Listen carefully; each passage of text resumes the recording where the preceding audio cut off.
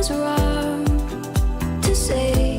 I wouldn't change a thing, 'cause in the story of our lives, the best of times through colored glass.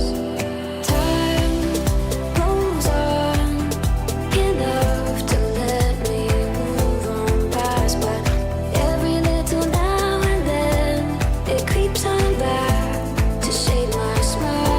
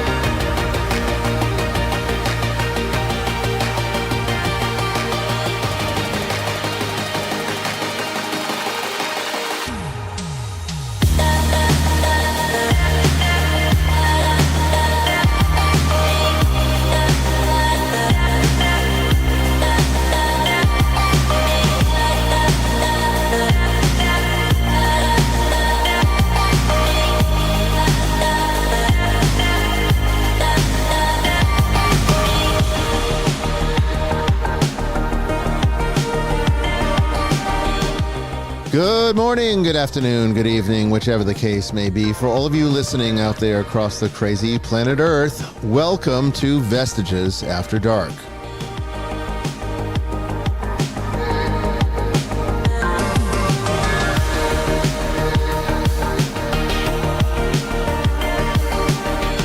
And I'm your host, Bishop Bryan Willett, coming to you live from the deep woods of western Georgia on this May 13th, 2025.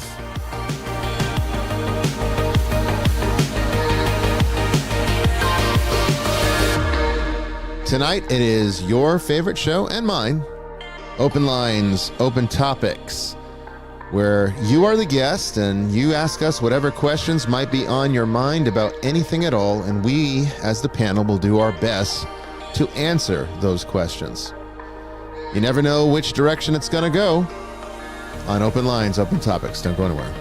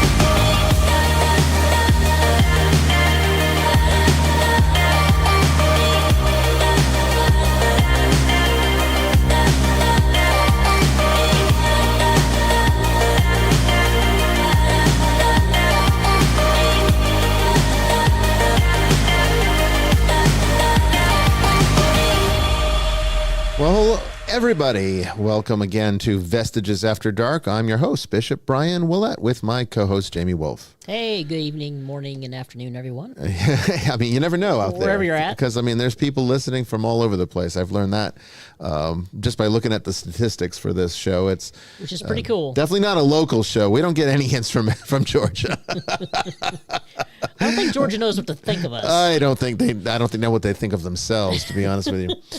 But we've got a good show for you tonight. It's Open Lines, Open Topics, and I know you guys love this one. I enjoy it because it's kind of the show where we get to relax. We don't have to worry about. You don't have that guest stress. There's guest, particularly if it's a new guest, because you never know what you're in for. You know, you never know if they're going to be, a little off the wall, or on this show, anything's possible. We've had some really good guests most of the time, though. I'd say about 90% of them have been fantastic, and maybe even higher number than that. Yeah, once they figure out we're not those Catholics. Well, see, that's the thing. I think people are a little taken aback by the fact that there are churches like ours out there that are open to people like them, because they're so used to being, they're used bullied. to being bullied, I think, to some degree.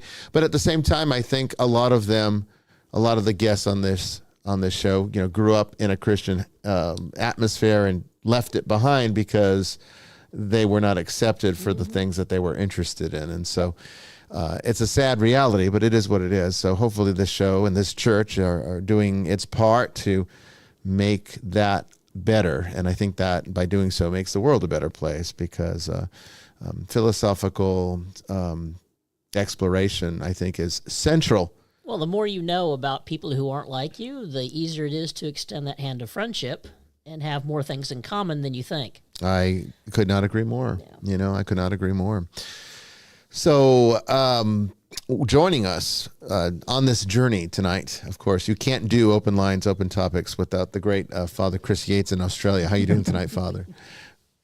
Yeah, I'm good. I was just thinking when you said Georgia doesn't know what to make of you, that a prophet's never welcome in his home country. Isn't that the truth? That is very true. Yes, the Gospels have continued to maintain their integrity. I reckon that Jesus was pretty smart. I reckon he might have been onto something. Yeah.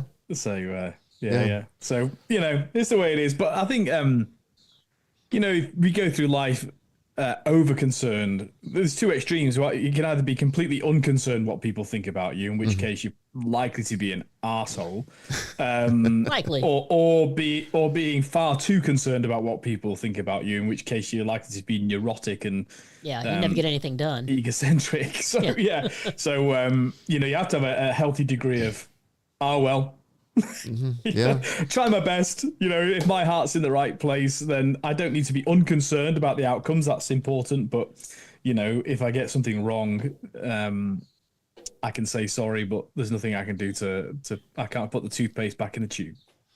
I mean, that's true. I mean, honestly, if I'm wrong about what I see in the stats, please let me know. If you are a listener of this show, and you're from the state of Georgia, I would love to know. So email the church at office@nicoland.org. We want you to come to mass. Yeah, come to mass. Get yourself to mass. Yeah.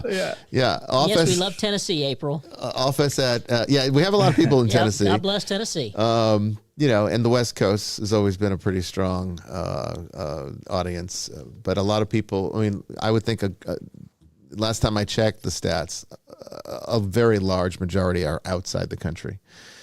So it's. I bet you have a few in Australia. Oh yeah, Might be a few. more than a few. Actually, there's quite a few in Asia too. I find that interesting. There was a while back when I haven't checked in a while, but a while back I noticed that there was a lot of hits coming in from both India and Japan of all places. I wouldn't have thought. I think you do a good job of drawing. People who have a more Buddhist background, drawing them to, an understanding of the Catholic faith that is a path they can walk down. Yeah, I think so. And I think just like a lot of Christians in Asia, there's a bit of a syncretism that's been going on. Anytime you go to a new location with Christianity, there's always going to be some integration of the former religion into the new, and maybe they see in what we talk about some kind of familiarity with what they already know, since that's been a lot of my backstory too. So I get it, I understand it, and I think it's a wonderful thing, honestly. I also think as a result, Asians are, I mean, I'm speaking in a massive generality here, but I work with a lot of Southeast Asians, so I'm kind of going from my own experience as well. Sure. But partly because of their sort of cultural background, they are more interested and engaged with deeper questions of life. Oh, yeah. In the West, we're so, anesthetized by the social media trap, myself included, and hedonism that. That's not me included. I was about to say, okay. I think there's far less inquiry. There's also far more need as a result, by the way. But it's much harder to get Western people to think about one day you're going to die. Yeah. What's the ultimate meaning of life? I agree with that. I think Asia as a culture is. We're too busy in the rat race.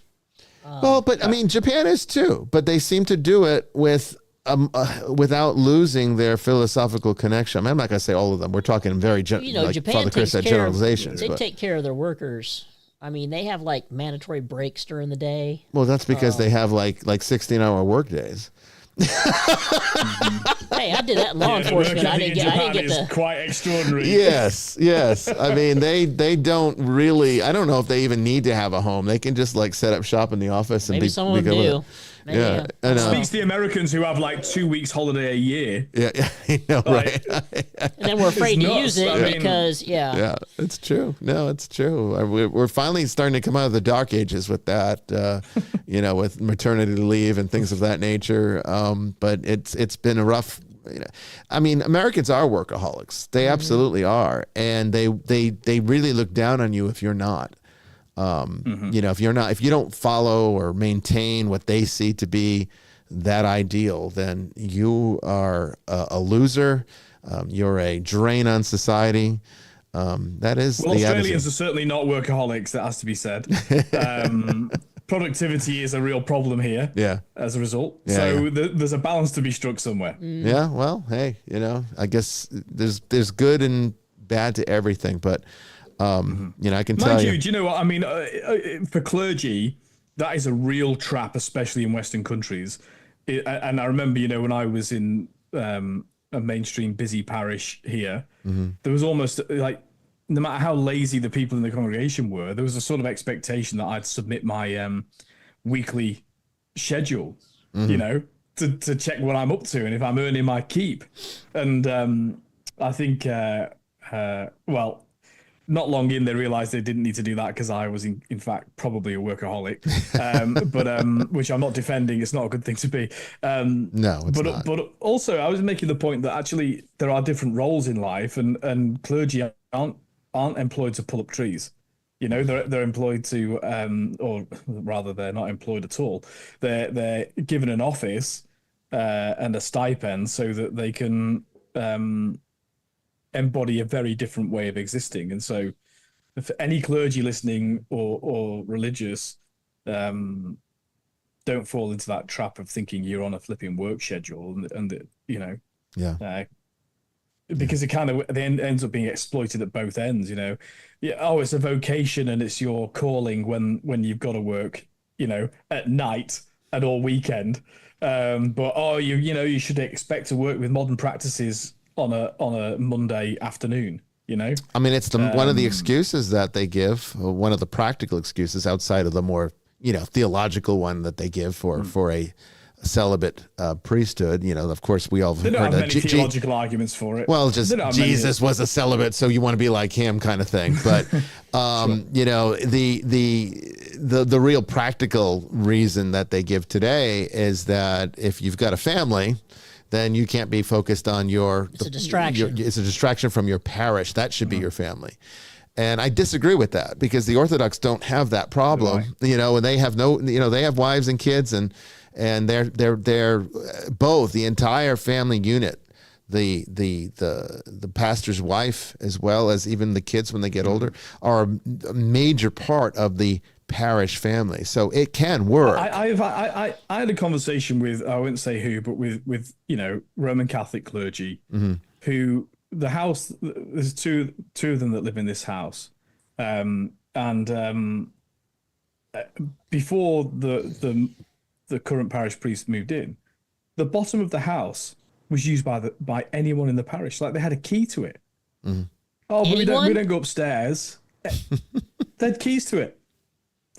And when they kind of, you know, I mean, they put it right. They pushed him out. Yeah. And said actually, and they used to call it the parish house.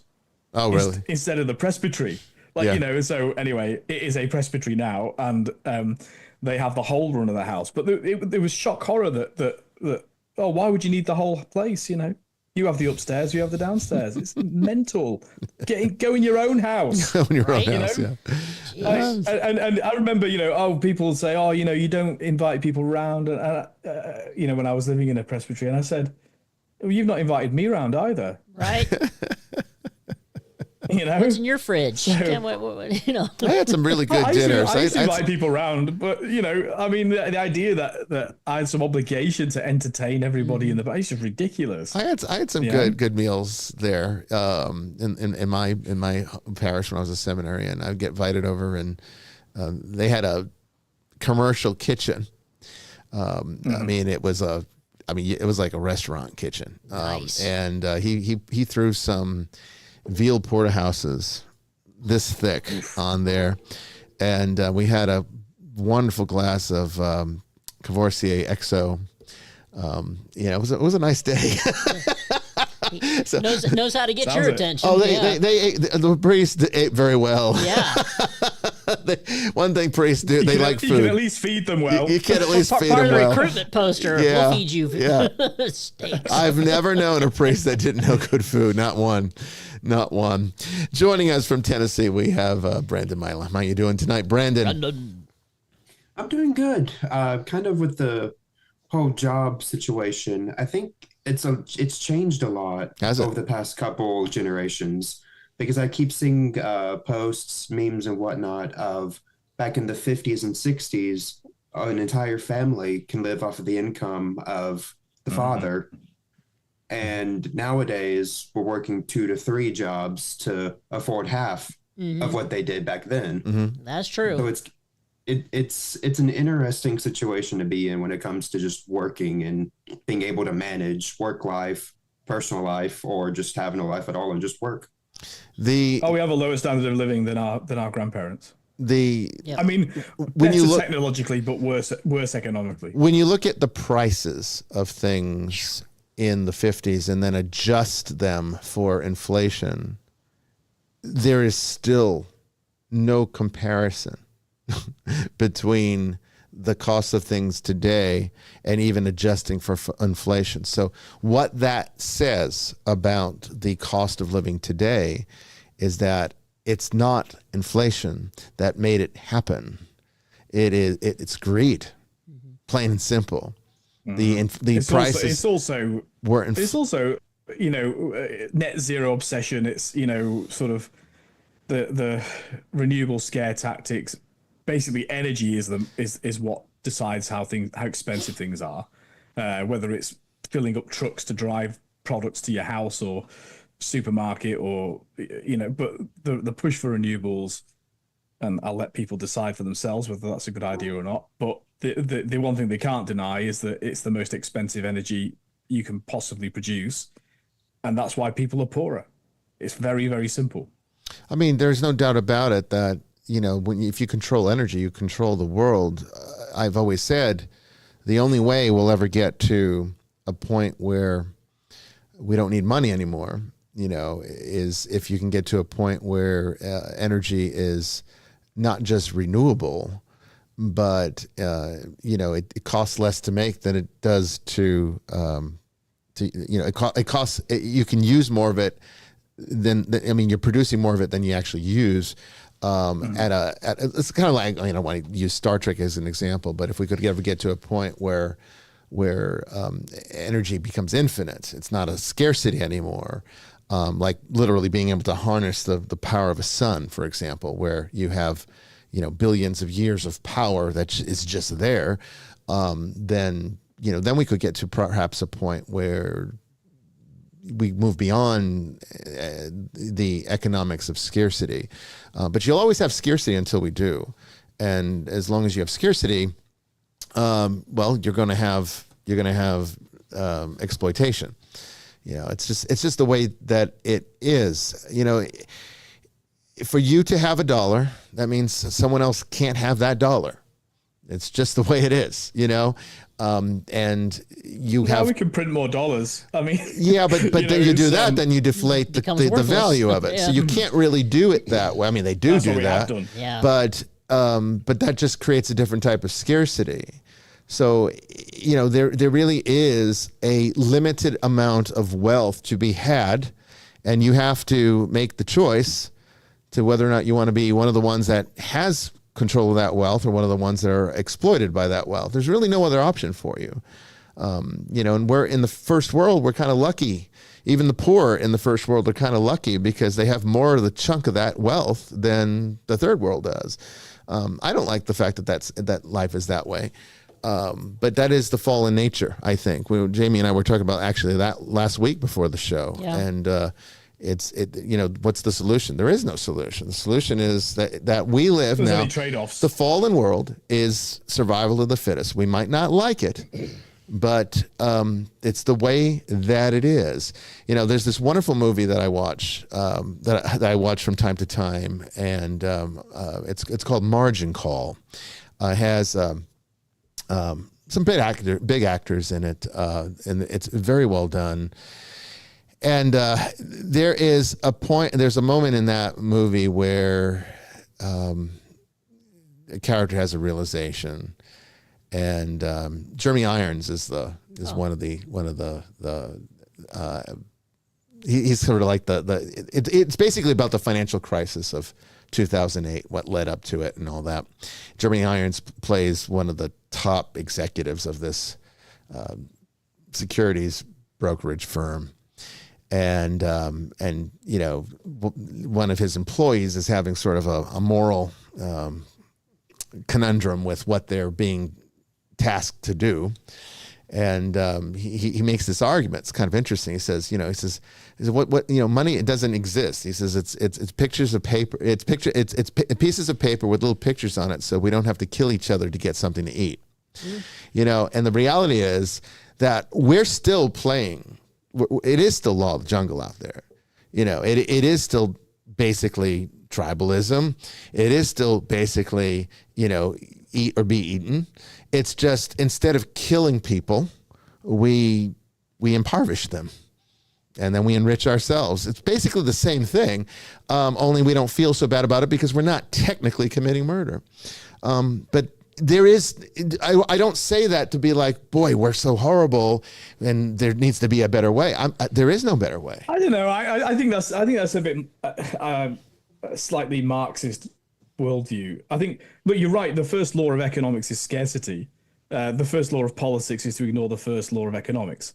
So there is a relationship between what politicians do and how it impacts on the economy, obviously. But Father, if you have every single person in the world with a solid, somebody being wealthy doesn't make me poor, though. In terms of opportunity to make wealth, that's not even. Of course, I'm not making that argument, but no, if somebody makes a resource more useful by mixing their labor with it, this is John Locke, right? Then it's kind of a fractal approach. There's no limit to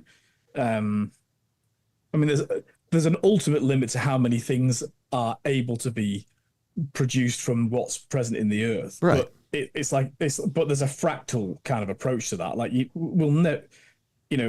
won't be exhausted before the sun goes supernova and destroys everything anyway. No, I don't think I don't say that it's exhausted, but we can create false scarcity, like diamonds, for example. 100%. Yeah, diamonds are not rare. That's right. Right. They're not really rare at all. It's an extremely common thing. But the reason that they can create this an insane market, to convince every woman that you're not loved by your guy unless he buys you the biggest one, You got to go to Jared. It can only be Jared. Then you gotta dominate the market, create a little monopoly for yourself, and you can make billions or trillions doing it. But I think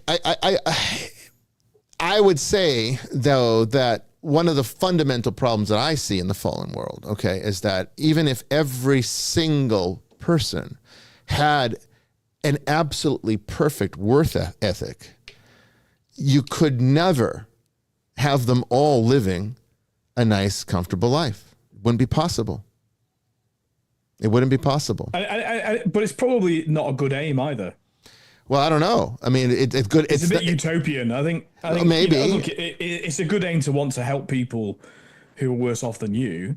But I shouldn't have to rely on like a 8-year-old picking my cocoa beans so I can have a bar of chocolate. Sure.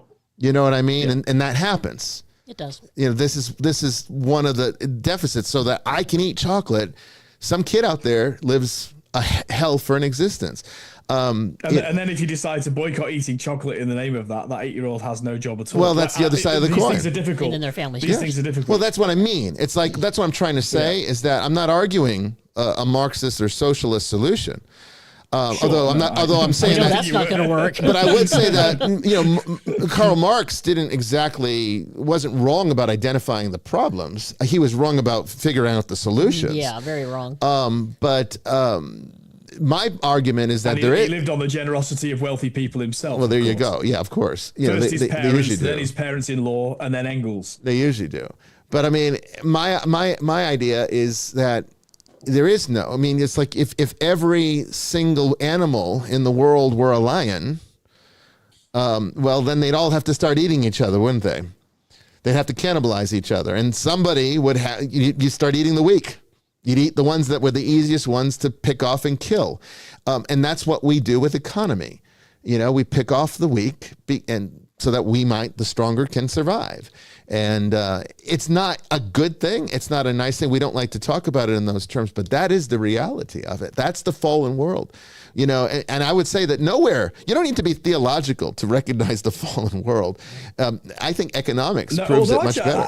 I think you're right, because there's another theological principle that actually is now used in a political and economic sense, but it comes from theology, which is subsidiarity.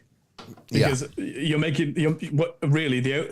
there's no solution, there's only an offset, and the offset is subsidiarity. So, within the sphere closest to you, that's where you should interact the most. And that, in other words, in political terms, that means your local government should have more minute detail control in terms, like, it'd be ridiculous if the federal government was deciding what parking regulations should be in your town, because it's too distant. Yeah. Subsidiarity says that's a local council issue. Yeah.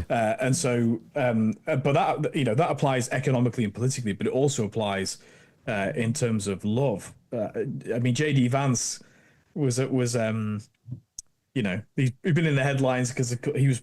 This is an Augustinian principle of the sort of spheres of love in your life, and he said, you begin with yourself and God, and then with your family, and then out from there. And of course, this has been sort of parodied as to say you don't need to care about anybody that you don't know, which is not actually what he was saying. No, but that is the principle of subsidiarity, that the closest to you should have the most interaction with. Yeah.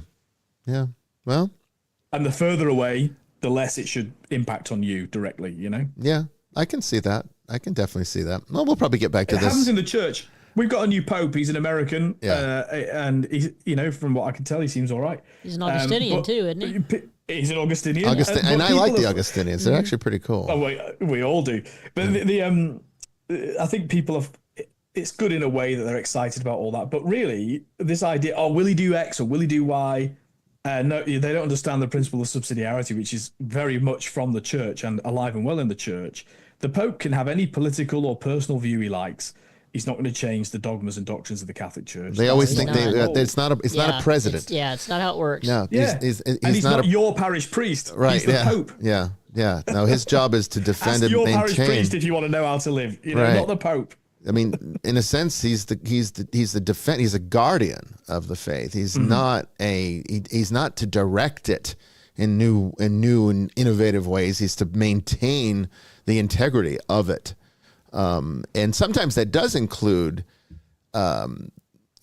clarifying things that become confusing from generation to generation. But not innovation. If they're thinking that he's going to open up the doors to gay marriage or female priesthood or something, it's just never going to happen. No. Maybe a married priesthood. That's something that could happen innovatively. Yeah. And I think it's going to happen out of necessity one day, because I don't think there's enough guys going into the priesthood. It's already happening, really. Yeah. They're making it there's so many exceptions. Yeah. I know. If I went across, that's how they start. Yeah. It'd be okay. And the Eastern Catholic churches obviously follow the Orthodox pattern, so they're married. So not here, though. Not priests. In America. They still try to maintain the restriction on the Eastern priests here in America. Really? Yeah, because they say it would be culturally confusing to the Roman Catholics. That's the excuse. How? Well, they're not bound by the Latin. No. Canon law. And I've argued that point with them, strange. And the bishops just kind of clam up, and they're like, "Well, that's the way it is." That's the way it is. Not discussed any further. That's their choice. That's not Catholic doctrine. It is not doctrine. No, and it's definitely not dogma. No. If there's a difference. All right, Brandon, let's start with our first question from the ether. I'm sure we'll get back into some of these subjects tonight, depending upon what the audience has for us. So the first question is, I've heard that the earliest evidence archaeologists have when it comes to the worship of the God of Israel depict him as having a divine profile of a storm deity, similar to Baal, such as a verse in Judges chapter 5, verses 4-5, Psalm 29, and so on.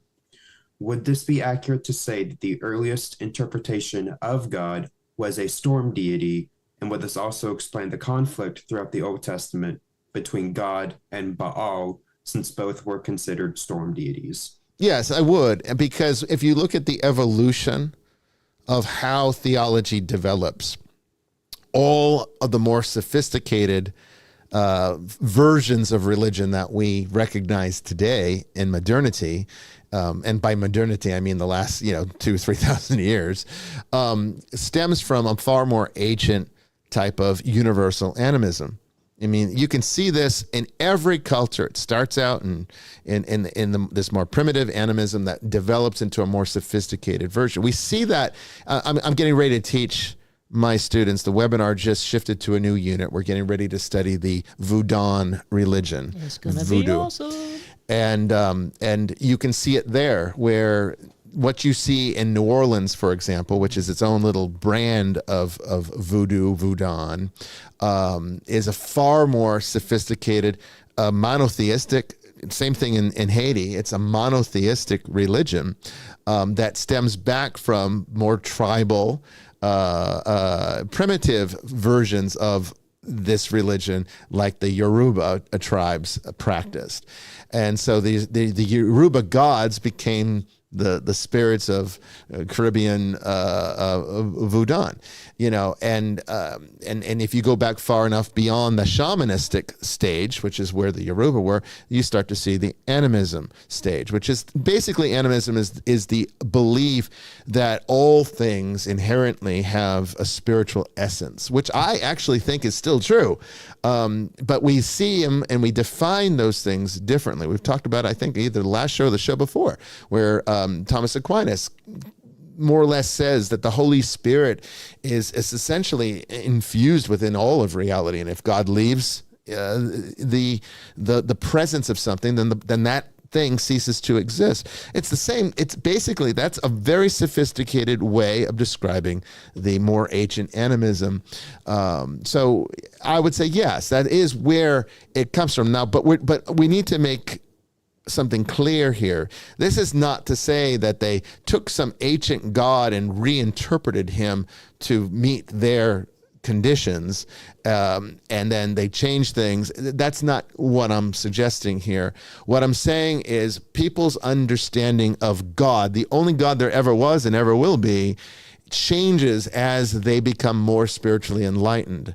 And so when you look at just the short span of time that the Bible covers, which is again about 3,500 years really, what you have in that is the evolution of God revealing himself to humanity and how it develops and becomes more sophisticated as time goes on. And where does it end? You start at the beginning, Genesis. They don't know what the hell's going on, right? Adam and Eve, completely oblivious to really anything. And then you get to the final verses of the book of Revelation, and all is revealed. We basically become one with God. It's perfect theosis described there. So that's what's happening. Is it's not that God's changing or deriving from some earlier thing. It's that our understanding improves as we go through the journey of life. And that's all part of the path of salvation, including the animism. That's the beauty of it, is that even the things that are essentially recognizable as non-Christian, actually in the perfect plan that God has orchestrated, the plan of salvation, it all comes together and reinforces itself. And that's the beauty of it. Yeah, and the prohibition on animism is not for then, it's for now. Yeah. Because now we have had this further revelation. So why do you need that, right? So, Yeah. So, and you're describing hermeneutics. Yes. I mean, even how we read the scriptures, or if we're more honest, how the scriptures read us, because the scriptures are read. How a generation reads the scriptures says more about that generation than it does about the scriptures. Mm-hmm. Yeah. And so, and you see this within the church now. People who are more socialist in a political sense will read socialism into the Gospels. Oh yeah. Because there is elements of it there. What you're looking for. If I mean, find it. There's elements, but it's like it's not a complete picture. It's just one thing. You're like, oh, that's socialist-like. Aware of what we're bringing in. Right, well, you got to define. It's like, look at what the apostles do, right? Okay, the apostles live what some might say is a very socialist kind of of existence, right? Everybody that came Except into the community. Well, that's what I'm getting at. But everyone comes into the community. They give up all their possessions to the apostles, and the apostles redistribute those resources to everybody, so that it's an equal thing. And people will say, well, see, that's socialism. I've talked about this before. And yes, in spirit, there is a type of socialism going on there. But when we use the word in a political sense, you're talking about the government distributing resources against your will. That's very different. Every family should be socialist. Your own family should be socialist. Yes, exactly. You don't want to see your kids on the street. There should be a certain amount of redistribution according to the needs of your family. But that's something that you enter into by choice. Yes. You can opt out of your family. The problem with political socialism is you can't opt out of it. Right. And it's a little bit like the difference between if you choose to join a religious community as a monk or a nun, as a brother or a sister, you're freely choosing to enter into essentially a communist way of living. Yes. But it's your choice, and you can leave. Right. And that's the difference, So that's not supporting a socialist or communist system of government, but it's to say that, well, within the household, and whether that's household is your family or a religious community, then the gospel does say, in fact, to be quite, we'll say social. Just to remove the kind of buzzwords, there should be a high degree of social interaction and charity within that household. And we should all strive for that in our houses. The problem is when it spills over into wanting to control other people's households. And that's the real thing, I think, is that people forget that it's how it is utilized. Like, there's many good Marxist concepts, but you can't utilize them against people's will to deprive people of freedom. Right. That's where it becomes problematic, and that's where the entire system falls apart. So it can't be used as a political system or an economic solution on that basis. I mean, capitalism is a very broken system, but in the current stage of our range of scarcity control, it's the best we've got. It's the best we've got. Just like parliamentary democracy. To paraphrase Churchill, it's the least worst system we've yet encountered. Yeah, it is. I mean, there are and there will be better things, but you got to get beyond. Heaven will be points. Perfect. Heaven will be well, perfect. Yeah, heaven will be perfect. But I'm talking about even before before this earth passes away, there will be better political, economic systems to come. Not before there's a whole lot of pain involved in making those transitions. But we're not there yet. We're not ready for it yet. And you can't make those things happen quickly. I know a lot of people would love to see that. Bernie Sanders is an example of that in our country. But you can't speed. Progressive liberalism you can't run at that speed. Well, you can if you've got enough private jets, and he does seem to have private jets. Yeah, right. Yeah. His concern for the environment is still so pretty high. good right. Yeah. A man that's never actually. Well, hypocrisy has never been in short supply when it comes to politics, and that goes for both sides. Here, I think. Don't run again, but we'll give you 5 houses and 3 new cars. Yeah. You can't expect me to sit with 30,000 people in United Airlines. You can't expect that. Yeah, for me, if I'm going to see all these people who I've paid to come to my little gatherings, then I've got to take a private jet. Yeah. Yeah. Well, you stick with that. What have you done in the 40 years you've been in public life? Absolutely nothing. none of them do anything. They're useless. All of them. The legislature is over in America. It's a big problem. It's a big problem. That's why everything's been done by executive order. It's not what the founders envisaged. No. But I mean, it is. It's a mess. It's a mess. Mm-hmm. Okay. It's been for 100 years. Yeah. Yeah. What's our next one, Brandon? Woodrow Wilson started it. Sorry, Brandon Karen. No, you're not wrong. I'm just trying to figure out how we got from animism to because that's the finances. show, man. You know the deal. Like I'm scattered. We're all neurodivergent in this group. We're gonna go everywhere.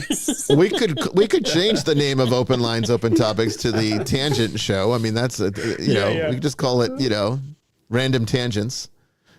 That'd be actually a good podcast. After dark. Right? Random Tangents After Dark. Just do an open lines, open topics as a show. That's it. Just see where it takes you. Start with one question and you just go on a Neurodivergent chain. After Dark. There you go. I will say though, at least for me, when looking at the evolution of like the Old Testament, the different theological debates, to me, it's far more fascinating than what my upbringing in a Baptist church could ever have accomplished. Well, I mean, it's a nice thing, but I mean, I'm not sure it says much because, the fact of the matter is, what I find with a lot of American Protestants, at least, is that they're content to live in a small world. They want a small world. They don't want to step into. Some people can only cope with a small world. Yeah. Like, I don't. It's some people need milk and some people need meat. Yes. And so I'm not condemning the Protestants are very, very fixated on, are you saved? Because they have a different theology of salvation. Yeah. And so if that's your entire focus, then, you're going to be a narrower.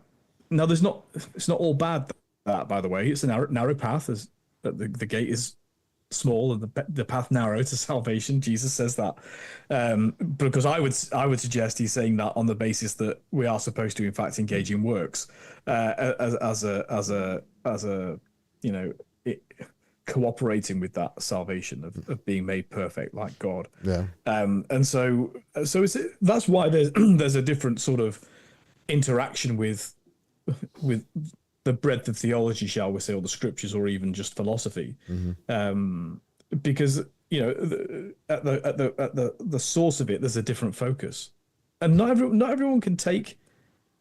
Thank God, not everyone's a philosopher, Otherwise, no one would get anything done. I mean, that's true. Although I would say that when you lead a church, if you're a religious leader, it's kind of problematic for you not to be a philosopher, though. You know what I mean? Of course.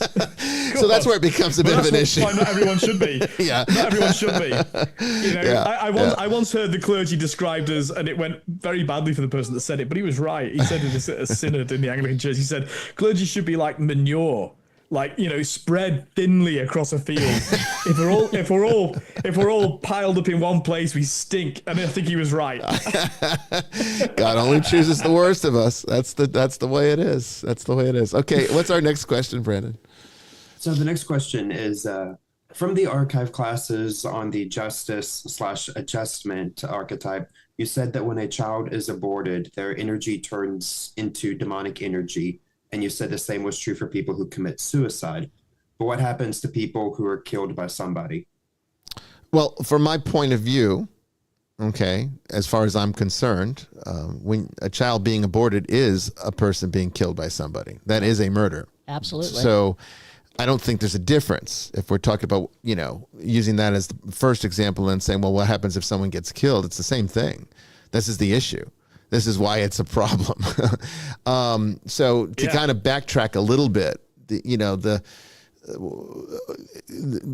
you're not one of my students, you might see that as a bit of a left field, sort of statement to say that the aborted child's energy turns into a demonic energy. What I mean by that, for those who might be new to the model that I use when it comes to exorcism ministry and spiritual problem resolution, is that what demonic energy is essentially at the most basic level, and we can talk in detail about this tonight if you guys want to, but just to keep it simple for right now, at the most basic level, demonic energy is just destruction personified. That's it. So anything that participates in destruction, either as a victim or as a victimizer, is essentially creating a demonic condition, so that anything associated with that event becomes a personified mark that, for all intents and purposes, from our vantage point, becomes a demon. Now, it doesn't mean the child becomes a demon. It just means the energy of that situation becomes a demon that often needs to be contended with, which is why you have hauntings that take place in traumatic situations. And the more violent the trauma, typically the more hostile the haunting, leading to any number of demonic events that could be an infestation, or if people live there, an oppression, a possession, or even a possession. So that's what I mean by that. But it is absolutely no different if you're having an abortion or if you're killing someone. Someone is dying either way. Someone is being murdered against their will either way. And it is an act of destruction either way. And that energy has to go somewhere, because just think of the laws of thermodynamics, okay? It applies here too. Energy cannot be created or destroyed, okay? It transfers across various things. It transforms itself into different things, but the energy still remains regardless. So all that destructive energy has to be channeled into something. And usually for our purposes, it becomes a thought form. And thank God that it does. We might not like the fact that demons exist, but you should be thanking God that they do. Because what demons give us is a means to take care of it. Because if it got just transferred into all of us, we'd be a whole hell of a lot worse off than we already are. But at least it gets channeled into a thought form that can now be dealt with. And if you have somebody who's skilled in exorcism, they know how to deal with it. And that's how it works. Okay, that's the basic metaphysics. I'm not giving you a theological answer here. I'm giving you a very metaphysical one. And you could apply that description to the psychology of people who've had abortions too. Yes, absolutely. I don't think there's any difference between what you've just described and what happens within the, I would say, soul of the person. Well, they become haunted. And look, I know, like your answer to that will be shocking to the ears, because abortion is itself a euphemism, and it's interesting that we now have a euphemism for the euphemistic word abortion. Like healthcare. So healthcare is a euphemism for abortion, used as a euphemism for abortion. And abortion is a women's reproductive, women's reproductive health. Yeah, right. So it's like abortion. A double euphemism, and therefore it takes you two times away from the truth. Mm. Yep. Absolutely. And that's why it wrecks people's lives, because they're told it's healthcare, it's great, it's wonderful, it's a virtue. I know they bill it as. Think about that, Father. Think of the abomination that is to equate abortion to the healing instrument of healthcare. Mm-hmm. I mean, it just shows you the corruption. It's demonic. It is truly demonic. It's taking something holy and sacred, which is one of the corporal works of mercy, to heal, to cure, and it's turning it into a vehicle to kill. Yep, it's a mocking. Yeah, it is a mocking. Yeah. So that's and it doesn't help. And the irony is, it's the opposite of healthcare for women. It makes them neurotic and depressed. And I know, because and no doubt you do too. I have dealt with it. We mop up the tail end of it. I have some close friends that made that decision when they were young and naive and were pressured to do it, and they still aren't right. No, they never are. Even though they were later able to have children, they still think about the one that they aborted. And they almost always regret it down the road. And this is not about condemning. This is definitely not about condemning. But you've got to remember there are consequences. Come and be healed. Yeah. Come and be healed. Yeah. At least in the confessional. Come and at least be able to encounter the truth of that. Be told that God has forgiven you, and then you can start to try and reintegrate yourself. Well, this is one of the things I talked about at one of my previous sermons. I mentioned abortion, and I was talking about, that the Holy Nicolaitan Catholic Church, doesn't have to follow the magisterium of Rome. I mean, we're an independent autocephalous church. We can kind of draft all of our own canons if we wanted to, as long as we don't violate any of the primary tenets of Christianity, like the Nicene Creed. But I was talking about how even though we're not bound by the Catechism of the Church of Rome, we still use it. And we are in almost perfect agreement, minus just a few points. And our canons and you're still bound by natural law. Well, that's it. Yeah. By natural law. Right. Yeah. But there's like there's specifics in the catechism, certain specifics that we do challenge from our canons. And so our canons on our website deal with those differences, and there's not many. Well, like a married priesthood is, I guess you could say, one of the things that we do differently. That's not really a problematic thing. It's just, this is how our tradition operates. And the Church of Rome even recognizes that that's perfectly valid. But when it comes to abortion, one of the things that we take a different stance on is that we absolutely disagree that a person who commits abortion or participates in one, or finances one, or is the doctor that performs it, that they commit automatic excommunication. In our opinion, we feel that's when these sinners need the church most. The grace of the church is most needed in those times, not to be set apart. Because I understand that maybe in the Middle Ages, when you excommunicated someone, they felt the loss. Today, people are just like, well, screw them. I'm just not going back. What happened to the acquaintance of mine is she was Catholic and left the church because she was told she was no longer welcome. Yeah. And now she goes to a Protestant church. So they just move on. And right. I don't think they address the issue. Now, when the church had political she's still power, got that hurt inside of her, and it's not being addressed. When the church, a healthy church, but the way back, there is a way back to the Catholic Church. It's the confession. Yeah, and I know that sin is reserved to the Holy See, but actually, well, I think you can. I think you have to go to a every bishop. Priest has that faculty. I don't know here. I think you have to go to a bishop to get that resolved.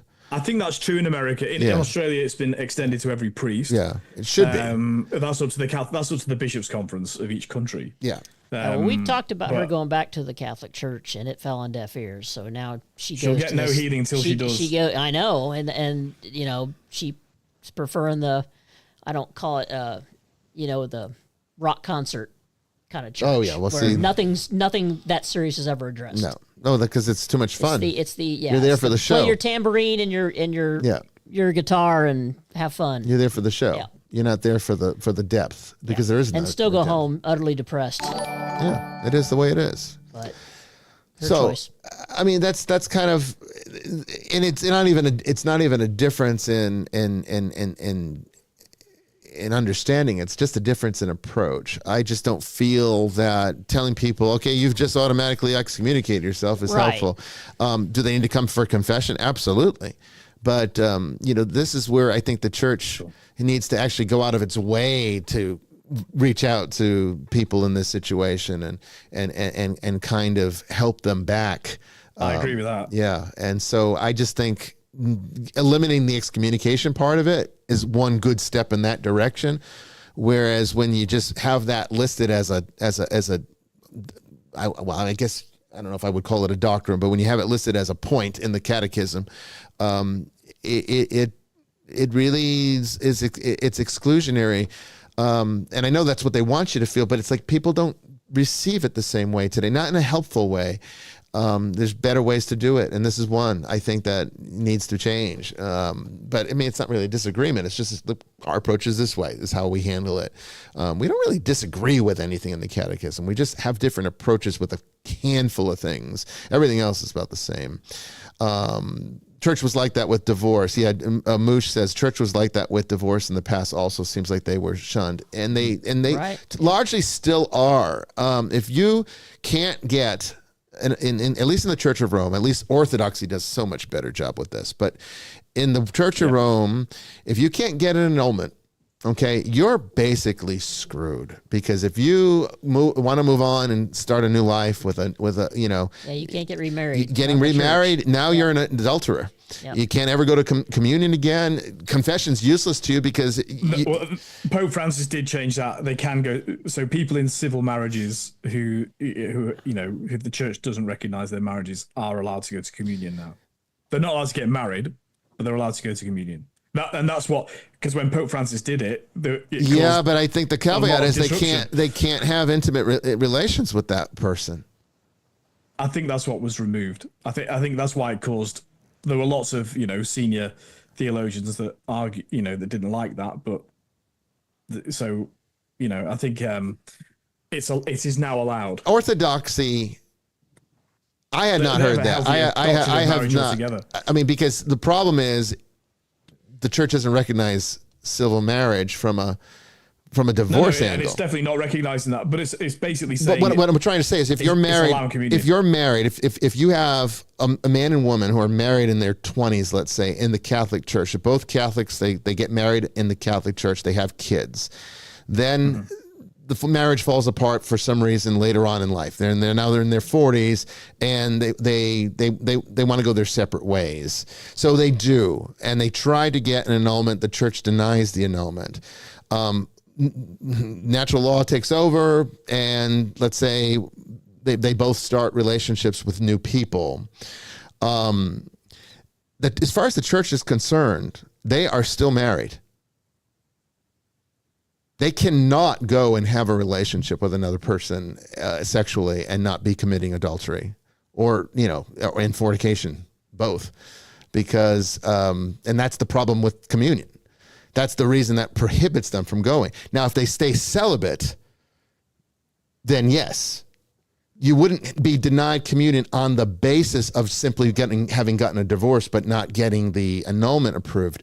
It's the being sexually involved with someone who's not your spouse. That's where you have excluded yourself from communion, because now you're in a state of mortal sin that you cannot get out of.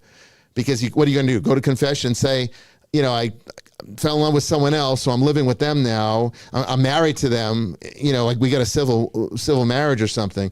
But the church is like, but you're still married to your wife because we did not grant you an annulment. So now you're committing adultery, you're committing fornication, you're in mortal sin, you can't go to communion, and I can't grant you absolution because you're not gonna leave her. It creates a huge disaster. Chase them away. So the Orthodox Church has so much more of a sound approach to this. You know what they do? There's no annulment process. You know what they do? They simply say, you get 2 get out of jail free cards, okay? Mulligans. Basically get 2 mulligans, okay? So the first marriage didn't work out. They see that as a product of the fallen world. Sometimes this happens. You go to confession. There's a penance involved, and it's usually a very severe one, particularly if you're doing it for the second time. So they'll let you get married a second time, and then they'll let you get married. I think you can get one more divorce a third, but you can't do any more after that. They will not give you anything. If it doesn't work out, your third marriage, you're out of luck. You might like wedding cake, but marriage isn't for you. That's basically the view. Yeah, exactly. So that's the issue, that you can't resolve that theologically, because as the church would have to be permissive. So the only way to get around it is to grant through grace an annulment through confession. And they're much more generous with the annulment process these days, just so people know. They are getting better, but you still have to get a lawyer involved, a canon lawyer. It's sometimes $15,000 to $25,000 to even have the case tried. It's ridiculous. Where in the Orthodox Church, it's basically Mine was about $400, just so you know. Well, that's crazy. So it's changed a lot. $400 is a donation, and by the way, if you can't afford it, you don't have to. Is that in Australia? I don't think that's the way it is here. I really don't. In fact, because we had a client, and they wanted $30,000. It had gotten up that he'd been fighting it for years. And this was last year, he wanted right? us to do something about it. It's like, bro, you're on your own on that one. I have no pull with any of the bishops in the U.S. Yeah. But he'd been fighting it for like 7 years and had spent about that much probably on his attorneys trying to Father, fight it. I think it's kind of like the price of drugs. It's the price of drugs. We pay a whole lot more for everything here in the United States, including annulments. And that's what Trump's trying to change, I guess. Racket, man. That's what he claims he's trying to change. He wants to normalize it. Okay, we're going to take our first break. We'll see. We're going to take our first break here. When we come back, more questions from the ether and your questions as well. Don't go away.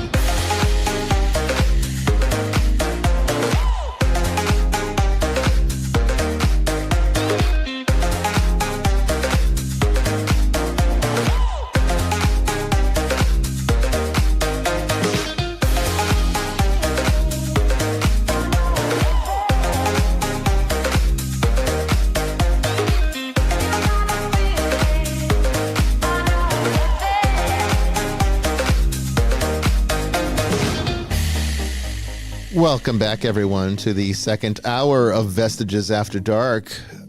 We've already had such an engaging conversation about some, real deep things, and we're going to go further, I'm sure. We still have some questions from the ether, and you can also start logging your questions for us now in the chat rooms, or you can call into the show 207-544-1983. That's 207-544-1983. And we're still having problems with Teams. Skype turned into Teams, so I can't take international calls yet. I did the transfer, but my password's not accepted. So we're going to have to wait on that. If you're international, just ask your questions in the chat. We'll get to them. All right, so second hour coming up.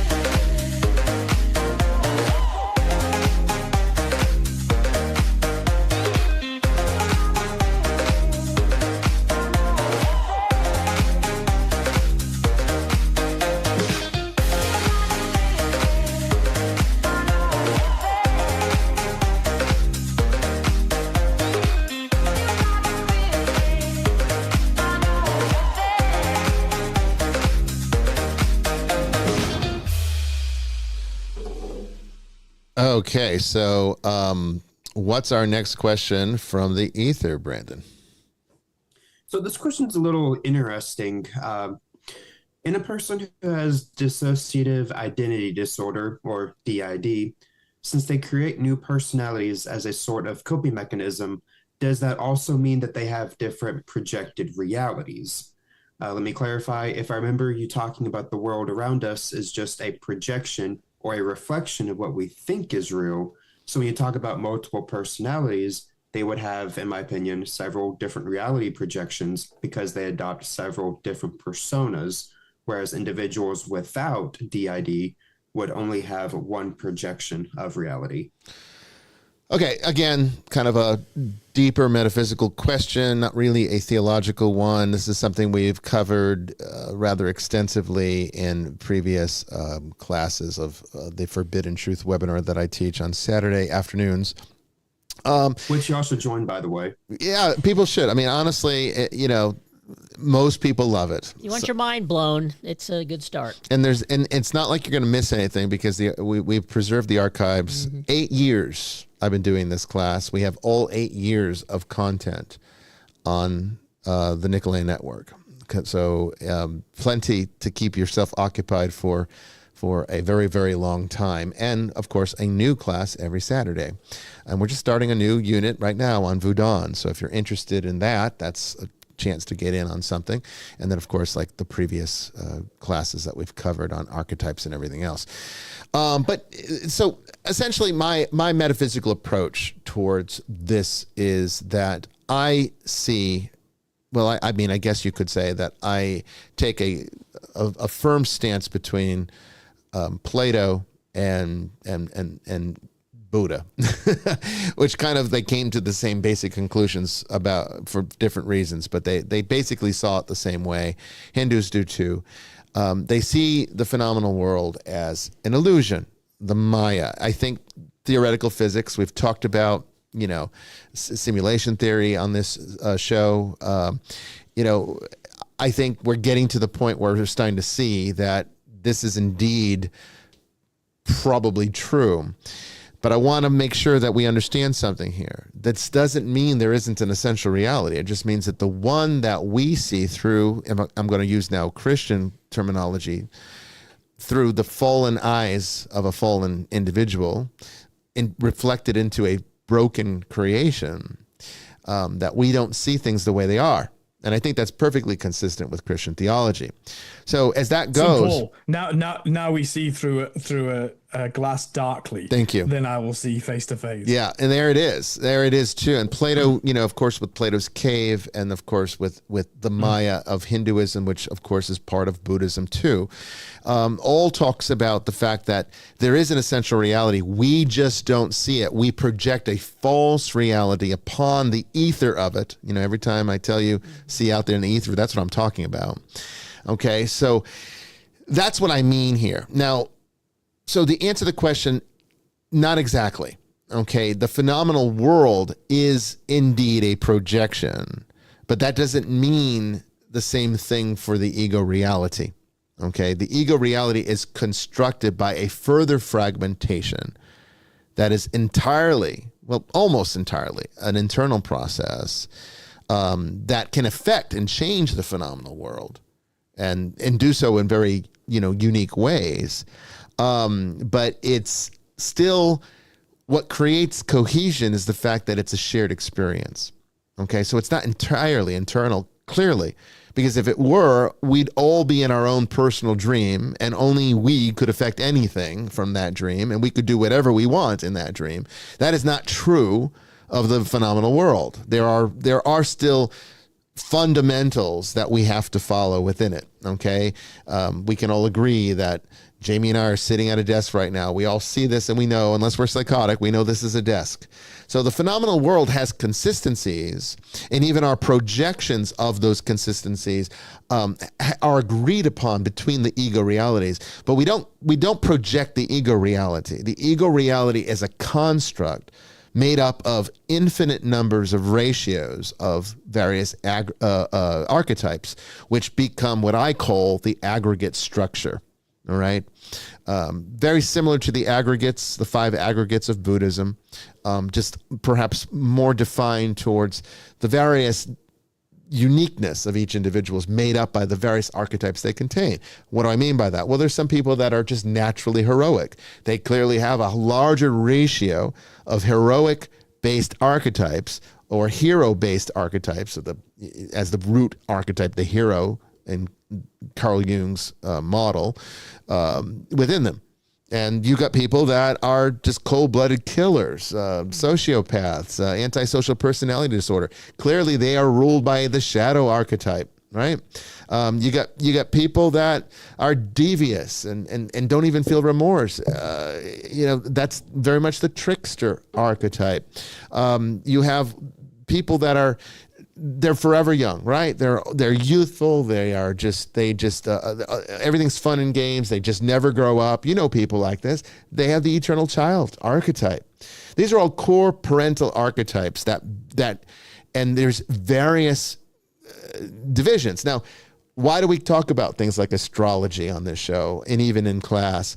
What business is a Christian bishop talking about that, talking about that? And this is why, because what astrology shows us is the archetypal breakdown of that individual's aggregate structure. And once you understand what archetypes are making up what you call you, then you can understand what's going on here and overcome the deficits of that ego reality. And then the ego becomes a tool to use rather than a source of being a victim. Yeah, so ironically, what people look at superstitious is actually to undo superstition. Is to be able to.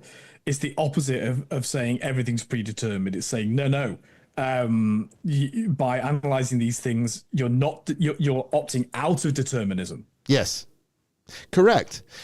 So people might say, where does all of that archetypal energy come from? Like, why is there a hero, a great mother, a trickster, a shadow, all of these, and then of course all of the ones that derive from them, because the tarot has 78 archetypes within it. Each card represents a different archetype, and Jung didn't really identify 78. So where do these other ones come from? Well, he didn't, the tarot doesn't have the shadow or the trickster. And I'm like, you sure? There's the devil, isn't there? Who do you think that is? Right? Doesn't have the great mother. Who do you think the empress is? So it's all in there, just different names, but the same meaning. And what we need to understand is that the wholeness of God, think of the archetypes as the building blocks of creation itself. All right. And God creates through word, right? He speaks creation into existence. He says, let there be light, and then there's light. We even call it God's word. We use that to refer to Jesus as the Logos. We use that to refer to the Bible. Okay. God, the word is how things come into being. So God speaks them into reality. And so therefore the archetypes are literally the very alphabet that makes up his language, and those are the building blocks for this thing we call creation, or reality. If you're not a religious person, you might just call it reality. And in the pre-fallen state, it was a state of absolute wholeness. Okay, there was. It's so funny to me when people are like, "Where did God come from?" You have to get beyond linear thinking. That is a product of the fallen world. One moment gets fractured. Now we have a past, present, and future as the result of the fallen universe. But outside of it, before it was fallen, it was all one moment. And the same was true of the archetypes. They were all one. They fractured into all of the different ones that now make up all of us as a continuation of that fracture. So think of having a perfect, beautiful Ming Dynasty vase, all right, and then you shatter it on the ground, and then now you got all these pieces, and you take up those pieces and you shatter it again. We're the second shatter. Okay, I call it the second reflection. And so DID, dissociative identity disorder, formerly known as multiple personality disorder, is an extreme fracture within the fracture. So it's almost like a third fracture. So it's kind of like if you were looking in the mirror and threw the mirror to the ground and all those little fractures, you still see yourself in there, but they're all little warped pieces of you. Correct. Yeah. Yeah, and then you take those warped pieces and you fracture them, stop on them again. Now you got even more. And the more you destroy it, the more you break it up, the less you recognize. Correct. So this gets me back to the other thing that people always ask me, and they don't like the answer because it's true. No one likes the truth, and that is where then how do you tell the difference between a possessed person and somebody who's mentally ill or psychotic? And I come back to, where do you see the difference? Because in the end, it is all a product of the fallen nature, which you can always base back to the demonic fracture. Honestly, the only thing that matters in these cases is which is the better cure. So basically, we always go with the clinical. The answer is why not both? Why not both? The answer is why not both? Why not both? Is. And it usually is. Yeah. But we always go with the right. There's always pastoral care, okay, and then we always go with the psychological solution first. It's only after the psychological solution repeatedly fails do we then explore an exclusively religious one, which that's when we would start looking at things like exorcism, and I'm talking solemn, not the minor rites, because minor rites is just another type of pastoral blessing. And people think exorcism like this awful thing, like this it's a blessing. It's different degree. Every baptism has an exorcism. Yeah. Every single baptism. Every single one. If you haven't been baptized, you go to get baptized in the Catholic Church. You're going to be a spicy blessing. It's aggressive blessing. Yeah. But it's still a blessing. But still a blessing, and that's all it is. Even in Protestant churches, most Protestant churches still, in the rite of baptism, it includes an exorcism. Right.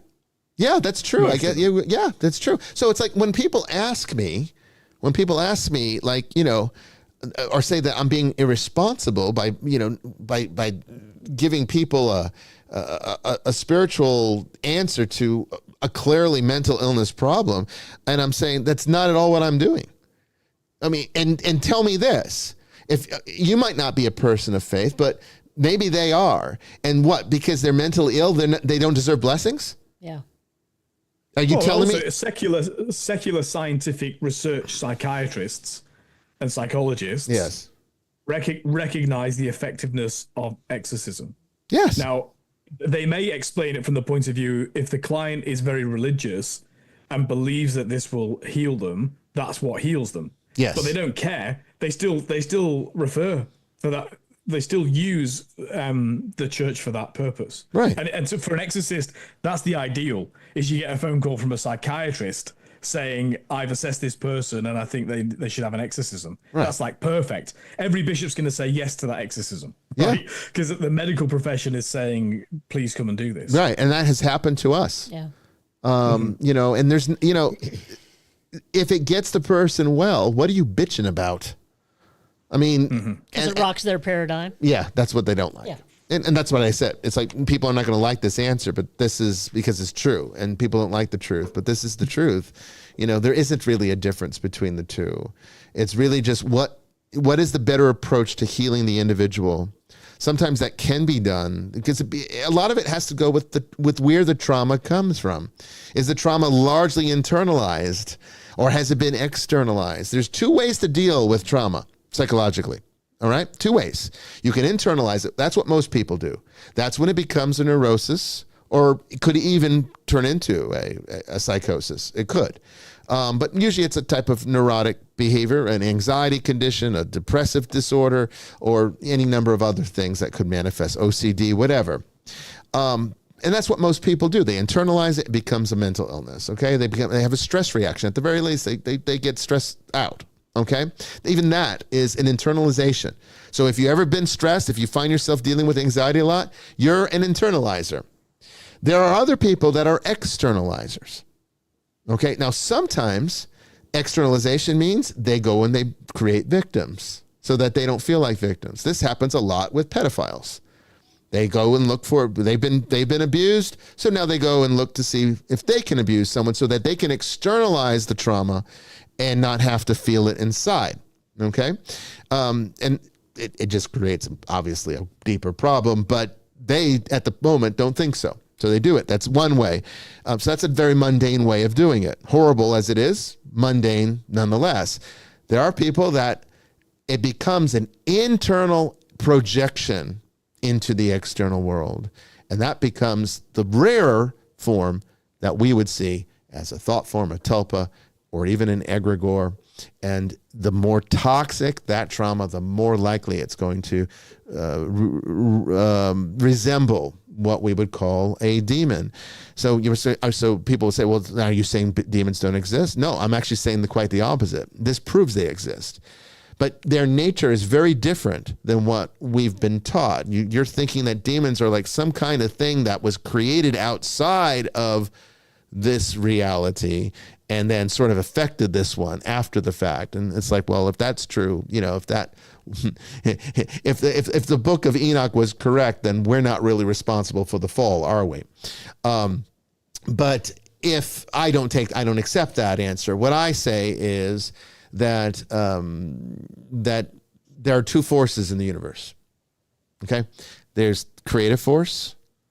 The Chinese call that yang, and there's for our purposes the destructive force, but it's not really destruction. It's more like reabsorption. It's like the recycling system. Okay, and that's what the Chinese would call the yin. So you have yin and yang, right?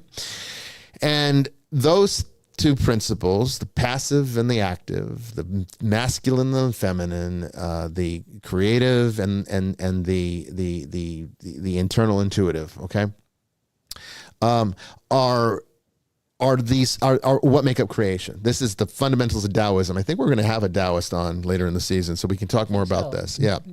So, this is how that works in that system, and it perfectly applies here in the Christian system the same way. But what happens is when our egos, the fallen nature, the broken fracture of God's creation, which is us, all right, comes in contact with these divine, angelic, spiritual, celestial forces, these things fall through us. And this is where you get a fallen angel. So where's the war in heaven? It's right in here. Okay, that's where the war in heaven was. And our fall is what brings about the fall of these other forces. So now, from our vantage point, what looks like, the good guys, the good angels, okay, that's the creative side. Those celestial forces that build on the creative principle, they govern the creative principle. They are the ones that, we would equate to like Saint Michael, Saint, Gabriel, Saint Raphael, the good guys, okay, your guardian angel, all that stuff. The things that we would call fallen angels or the demonic are the forces of the destructive or reabsorption principle of the universe interacting with us. We were never supposed to interact with them. The fallen nature fractures us to now we interact with both sides of the universe, the creative and the destructive side. And we were never supposed to interact with that side. We were supposed to be in the perfect state of ectropy, not entropy, ectropy, the perfection of God, the constant renewal of ourselves, and not be fractured at all, be whole.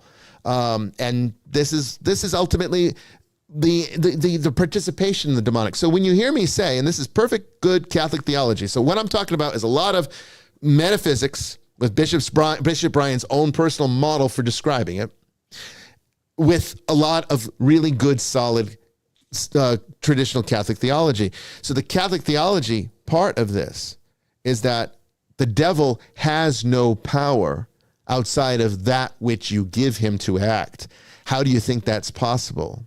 If they were able to fall themselves because they're jealous or they're angry and they want to destroy God's creation, making their own choices in that sense, in the same way that we do, they would be made in the image of God, which we know they're not. Only we're made in the image of God. That's where they say they're jealous of us because we get something special that they don't have. But what is that special thing? Well, and because they're super smart, they can, in a sense, their rejection of God means they can only make wrong choices. Only make wrong choices. But that's their hell, right? They can only make the wrong choice every single time. Right. But it's only the reason it becomes a wrong choice is because it has to intersect with the point of reality where choices can be made. And there's only one place where choices can be made, and that's the human condition. Because if you're 100% part of the reabsorption side of the cosmos, then destruction is all there is. There's no other choice but to destroy. If you're 100% part of the creative side of the universe, then you have no choice but to create. You don't destroy. You only can, but we can do both. We're in the middle, so we're the only thing in creation that really can do both willfully. Yeah, animals can go and hunt and kill, but this is just them having to survive through the fallen universe, and it's all instinctual. Yeah, they're not making choices. They're not making choices. Yeah, they're not doing it. Or maybe a cat does. I think a cat might. He looks at that mouse. He's like, I'm gonna fuck with that thing. But most animals don't make choices. I think they've been living with us too long. They're kind of getting some of our There's definitely a bleed over. Yeah, a little bleed over of our free will. But overall, yes, what Father said is right. They don't make choices. It's an instinctual part of the nature. You don't ask an alligator why it bit you. No. Because I'm an alligator. But we can make choices. So if the demonic wants to act, it has to act through us. Oh, yeah. It can't act on its own. And so that's what I mean when I say they fall through. You can resist it. Yes. So there's never an excuse. That's exactly right. Where also the last line of defense against the demonic, because it has to begin and end with us. It's going to go one way or the other. And I think that's the easiest way to try to understand and explain this. And it goes back to April's question here. I believe that was April's question. That what is DID? They're not projecting different personas as much as they are fracturing the one that they've got. So instead of having a somewhat of a cohesive whole of an aggregate structure where there's a perfect ratio of certain archetypes, they're breaking that ratio even further into as Jamie said, taking a broken mirror, taking the shards and then shattering them even again.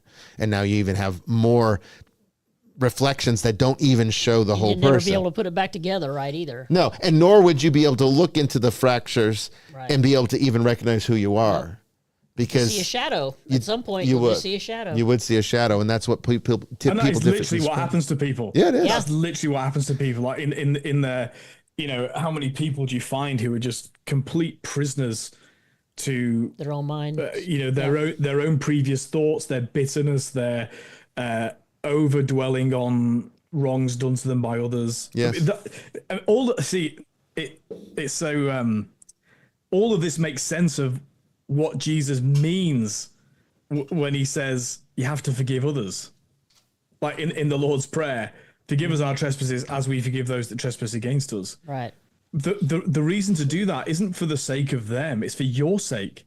Because it just chews you apart. Most people who are really screwed up and twisted and all the rest of it, they've done evil things. A lot have had evil things done to them. And when you actually encounter someone who is malevolent, maturity is understanding that not everyone's your friend, not everyone's got your best interests at their heart. And if you encounter a malevolent person who damages you, the greater damage is how much it twists your mind into not being able to let go. Right. Which is what forgiveness is. Correct.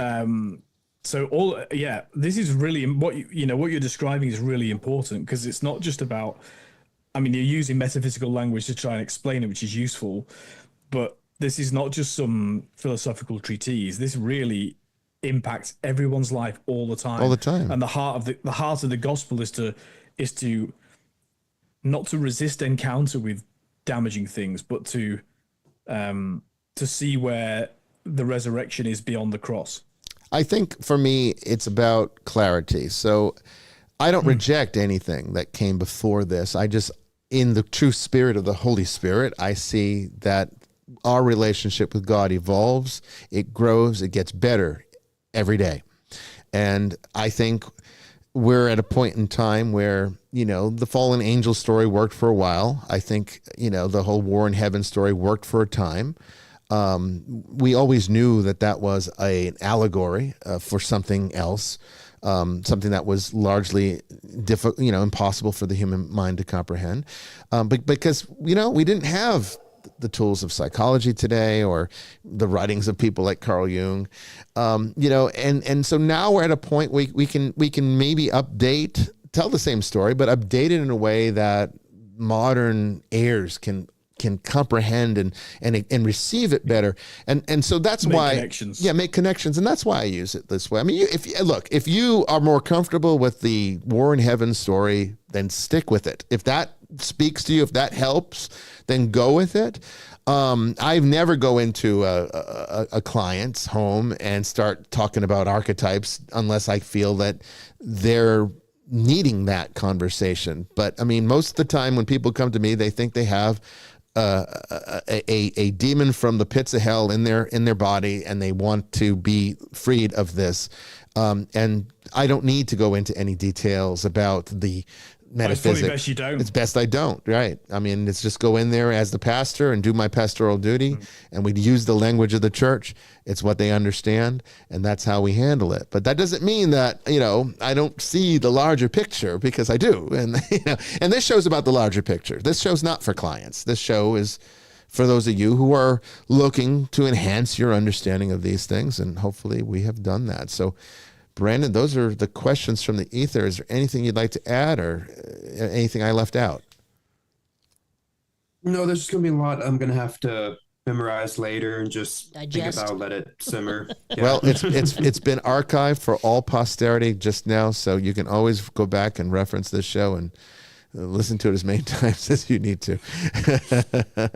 And that goes for all of you. That's a scary thought. I've just had the thought that my children and hopefully grandchildren and great grandchildren will actually be able to watch videos of me being this person.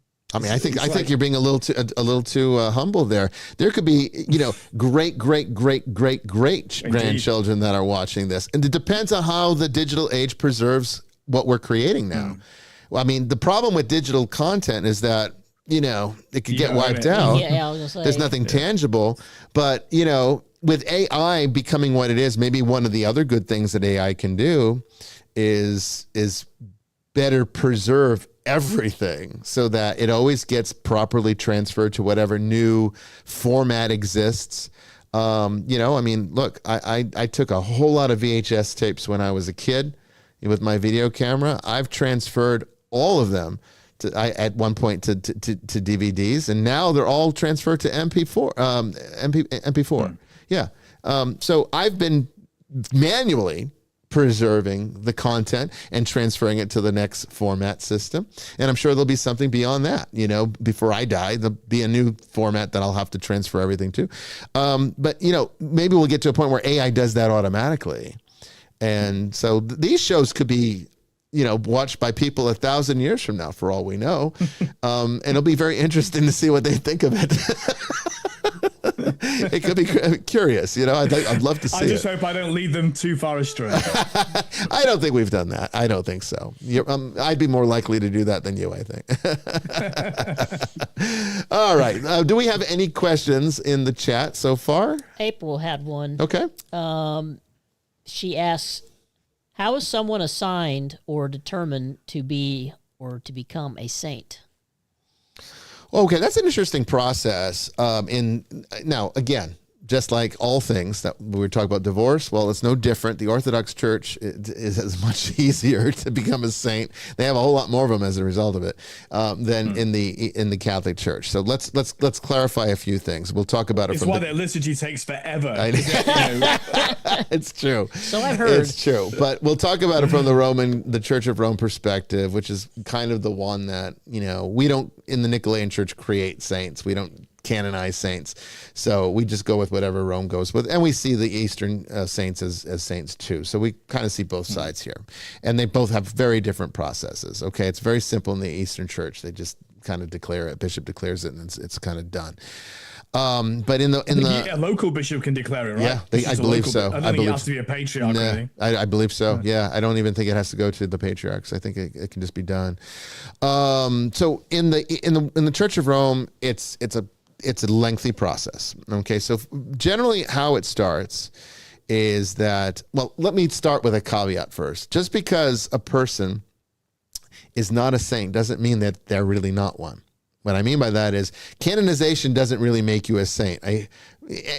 Attaining salvation makes you a saint. It's just canonization is the church recognizing that you made it. But there and putting you in the calendar. Yes. Yeah. There are countless, infinite number of people practically that have attained salvation over the history of humanity, or at least, because if you consider the harrowing of hell, then anybody before too. So there's countless people that have attained to salvation that we don't know their names. The church will never canonize them because they don't know, but they're saints. Okay, so saint is someone who attains salvation. That's the definition. Canonization is the process of declaring that this specific person attained salvation. And so that's the difference. So the church doesn't really make saints. Attaining salvation makes a saint. So you work it out with Christ, and through his grace of the cross, if you did everything you needed to do, then you basically become a saint through your participation in the path of salvation. It simply means someone who is in heaven. Yeah, that's it does. The same. That's the same thing of saint. Exactly. But what the church has a winnowing process of, most people. I hope that my grandmother's a saint. I hope she is. Yeah. I've got every reason to hope that she is. But But Leo's not going to come out here and declare her a saint. That's the thing. No, because actually, somebody living in Bangkok doesn't need to particularly remember her life, and so there's all sorts of other caveats that go with it. Lives that are of heroic virtue or that have led to deepening of faith or teaching across the world. Correct. It's no different from, in the honors system. I know you Americans are a bit queasy about honors systems, but if somebody's given a knighthood, it's not, well, apart from the ones that get it just for being a politician or donating. Right. But what they're really for are for people who've lived lives, community service that loads of people do. But we're going to give this person a knighthood and make a big song and dance about it, in many ways in recognition of the fact that loads of other people do this as well. Yes. And so that's really what the church is doing when they declare a person a saint, is to say, look at this life of virtue or success for the gospel, whatever it is. They personify what it means to be successful in the life of faith, but also what many, many other people have done who have attained the path to sainthood. And then I'll let you carry on. I won't answer the rest of it. No, you're good. You're good. No, I mean, you might even be able to add a lot. You might be able to add a lot to what I'm about to say. So, that would be the next thing. So basically what happens is there's usually a local interest in a person that has had a meaningful impact on a lot of lives, usually someone in the church. Okay, someone that is a big part of the church and has had a big impact on the church in their local communities, to the degree that they are well known and have been recognized while they were alive for things that they did. Think Mother Teresa as an example, okay? So what ends up happening is that people will eventually, when that person dies, assuming they seem to or appear to live what would be an exemplary moral life, people can make a petition to their local bishop to have the person considered for beatification. Okay. And what will happen is the bishop will take that petition, if he is in agreement with it, and it goes to a special department at the Vatican, where they then start to explore and investigate the claim. Now, what usually is part of this process also is that there's some type of extraordinary aspect after they die, usually miracles. And as I recall, the church looks to confirm 3 of them. I think it's 2. Is it 2 now? I thought it was 3. Or maybe it's always been 2. I couldn't tell you exactly, but for some reason I remember 3. But either way. My understanding's 2. At least 2 miracles then. And then at that point, that would be where people have already started praying for the intercession of this person, and some miraculous event took place as the result of it that other people can confirm. So the church investigates. It's not so much about the miracle, but the fact that people are, in fact, seeking the intercession of, the fact that people in the community are seeking the intercession of somebody tells you they're already held in very high esteem. Yes, right? Exactly. Yes. So there's something going on there. It's a bit bottom up, really. It is. And they were also looking to investigate to make sure the person did indeed live the exemplary life that is fitting of a saintly figure for, again, not necessarily because they attained salvation as much as the church recognizing that this would be a person that did. And the miracle aspect of it is important on that basis, because what canonization ultimately is, and that's what it is. You start with beatification, you work your way up, venerable, beatified, and then all the way to saint, which is canonization. But what you're really trying to look for is the church is trying to determine that this person has indeed made it. They are in the church triumphant. And one of the ways the church triumphant interacts with us is through the extraordinary expression of grace in intercession. And so the miracles become important for the basis to say that, okay, this person we investigated, they lived an exemplary life. There's this local, they call it a cult. Don't think of it as like a cult not a modern cult. Yeah, not a modern cult. The original meaning of the word. The original meaning of the word, which is a cult. When you had a following of people that were, interested in a particular individual, that was a cult was building, is how they would say that. And so you have the cult present, it's active. You have people making lots of claims about this person. The church investigates. They lived a morally exemplary life. They were, I think. Sorry, just to interrupt on that. What we mean by morally exemplary isn't that they were perfect. Yeah, right. It means that in the end, that so Saint Augustine, for example, was a shocking sinner. Saint Ambrose too, but they had this encounter and changed their life. St. Paul murdered the early followers of Jesus, yes. Right? Persecuted Christians. So, but there's a point of conversion there. Yeah, exactly. Yeah. So they actually reach a point of encounter with Christ, and it makes a difference in their life, to their virtue and for the virtue of others. So maybe they killed people, but by the time they died, they had converted, and there's proof of that. Is what what we're looking at. Okay, and so as long as all those things check out, and then the process goes through, and then several years later, though some popes try to expedite it, if there's a lot of interest, I think Pope John Paul II.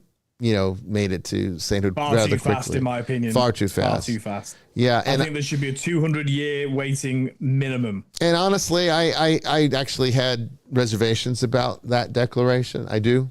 I'm sure he would have too. Yeah, I'm sure he would have. My problem was largely how he handled a lot of the church abuse scandals, and indirectly, perhaps, maybe not directly so much, but indirectly did not do enough, I think, to remove these people and get them out of where they could harm others.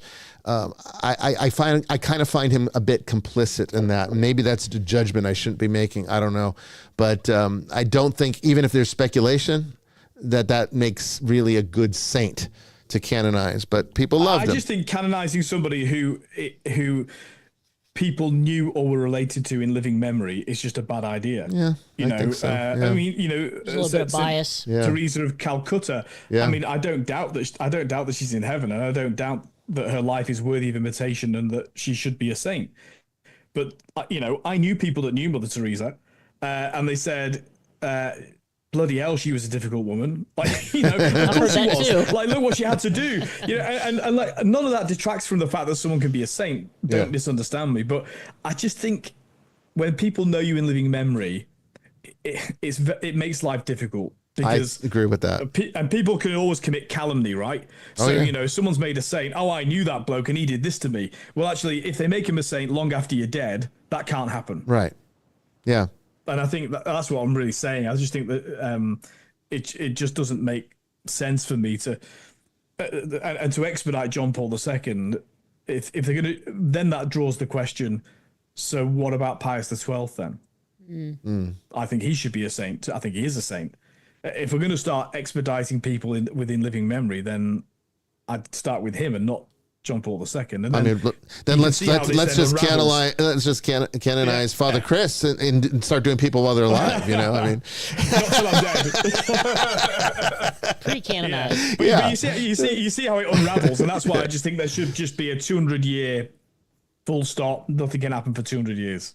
I think that's not a bad idea, but again, the church, like everything in the West, makes a big production out of everything. And in the Eastern Church, it's a much more subdued affair. It's not seen with the same grandeur. It's not celebrity culture. It's not celebrity culture. Exactly. It's just, a formal recognition for a life well lived. And it's just that, and that's all it really is.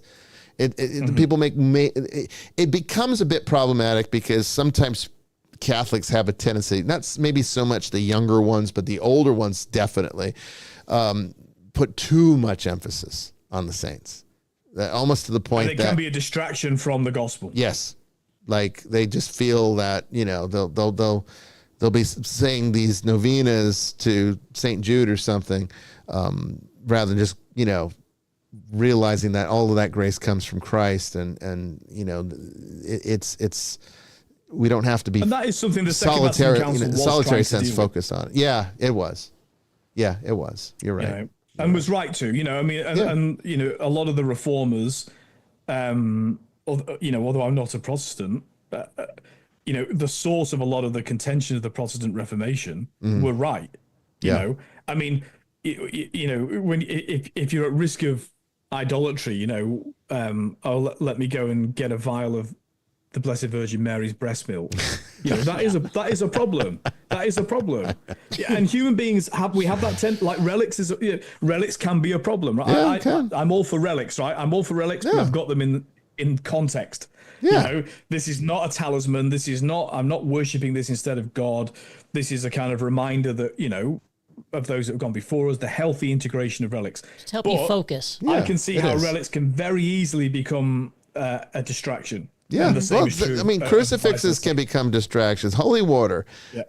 People can make too much out of these things. Medals of the saints, It just gives you something tangible to focus on. But if you thinking that it's going to repel demons directly. I know people that won't leave the house. Walls, the answer isn't whitewash walls. Like Protestants go to the extreme where they go, we won't have any of that stuff. Well, actually, there's a sort of superstition in that as well. Yeah, there is. If you can't integrate into your life, objects of faith, then I think your faith is pretty weak, and you're just going to have other objects like a drum kit and an electric guitar, for example, that will end up becoming that focus of worship. Mm-hmm. I know people that won't leave the house. Go ahead. Don't forget the giant flat screen TVs that you have to have the lyrics. Yeah. Yes. Don't forget those. Yeah. I know people that bouncing ball on the lyrics. I know people that won't leave the house without a crucifix around their neck, and they really feel like, I'm not protected without this, and it's like you're missing the point. What's your faith in? What is your faith? Is your faith in the object, or is your faith in what the object represents? People should wear a crucifix around their neck as a declaration of their faith, saying that this is a mark that that I proudly take with me because I am aligned to this path. It isn't like you said, a talisman to ward off the demons that could be hiding around the corner when I'm walking around out in the real world, and I think that's people do get that. If you're not willing to give an account for your faith to people in the world, don't wear one. Right. And that's exactly right. Because that's the whole point. Yeah. That's a sign that somebody can talk to you about the gospel and also expect you to display gospel living. Yes. Now we all fail at that, that, just because you fail doesn't mean you shouldn't do it. But, your intention should be deliberate. Like, Yes. Even though I'm going to fail, I'm wearing this symbol as a sign of faith. We've all got it indelibly marked on our heads anyway from baptism. Right. But, to wear that overtly is not an act of like, I've got a nice diamond encrusted gold cross that people can admire. So it's not a fashion item, nor is it a talisman. It's actually, it's a statement of intent to yourself that you're willing to live the crucified life and give witness to it by living, but also if somebody wants to talk to you about it. Yeah, I agree. So that's the long answer to how a saint is made. What's our next question? That's how you do it. That's how you do it. Told you it was a long process. I told you it was a long one. but the important thing to know is it's grassroots up, and that's true in the East and the Western Church. Yeah, it is in fact from the laity upwards. Yeah. Really, I mean, I'll give you a concrete example of this would be St. John Henry Newman was canonized. Okay. He was a Church of England vicar who converted to Catholicism, which meant that in his era he lost his job because he worked at the University of Oxford, and if you weren't an Anglican you couldn't be a lecturer at the university until 1837, the Emancipation of Catholics Act. That was true for every public office in England. So he gave up a lot to convert. He ended up a cardinal, and did a lot of good both as an Anglican and as a Catholic. Wrote amazing books. So he would have had a popular cause for canonization that came from both the Church of England and the Catholic Church in England. Right. And so people were reading his stuff and talking about him. He had a massive impact on Catholic life in the 19th century and into the 20th century. And so from the grassroots up, really, there was this sort of call to have him recognized and the church says, yeah, he is an important figure. Like this is somebody that's worth putting in the calendar because he actually was a conduit for many Protestants becoming Catholics in England, where the Reformation had a massive effect. And so there's both a sort of church political cause, but it came from the grassroots. And then eventually there were miracles attributed to him. I think one was in America because he was only canonized under Pope Benedict, so relatively recently. Sure. And I think it was a deacon of the church who had his spine healed or something like that. Something like that. Through intercession. So that that's an example of how that's worked in recent practice. But really important to stress that it really is from the ground up, the canonization process. Yeah. Well said. We get the Latin phrase "sancta subito," saint now. It's always the people that call that. It's not the Pope that does that. Right. It's not the bishops that do that. Yeah, I think people don't realize that. From the outside looking in, I don't think they necessarily understand that about the process. But that is important. That it does. It starts with the people. All right. Let's before we take any more questions, let's just take the top of the hour break since we're close enough to it. And when we come back here, more of your questions, start asking them now. Put them into the chat, and our moderators will get them over to us. We'll also be taking your calls when we come back. Don't go away.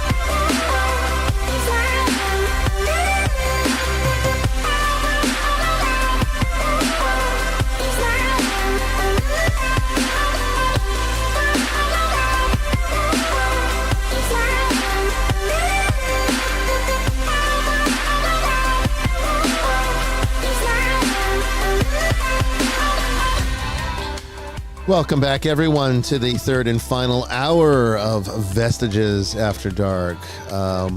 We are taking your questions. If you have any, put them into the chat, or you can call into the show at 207-544-1983. That's 207-544-1983. We lost Skype. It turned into Teams, and Teams has locked me out. I haven't been able to get back into the account. So we can't take any international calls for free. Of course, you are welcome to call 207-544-1983 if you want to make the call from another country. That's fine. Some of you have like little plans, it's a little, international plans. That's fine. But anyway, that's the only way I can take international calls right now. Otherwise, you can ask your questions in the chat, and our moderators will find them and bring them to our attention. That's it. More to come. Don't go away.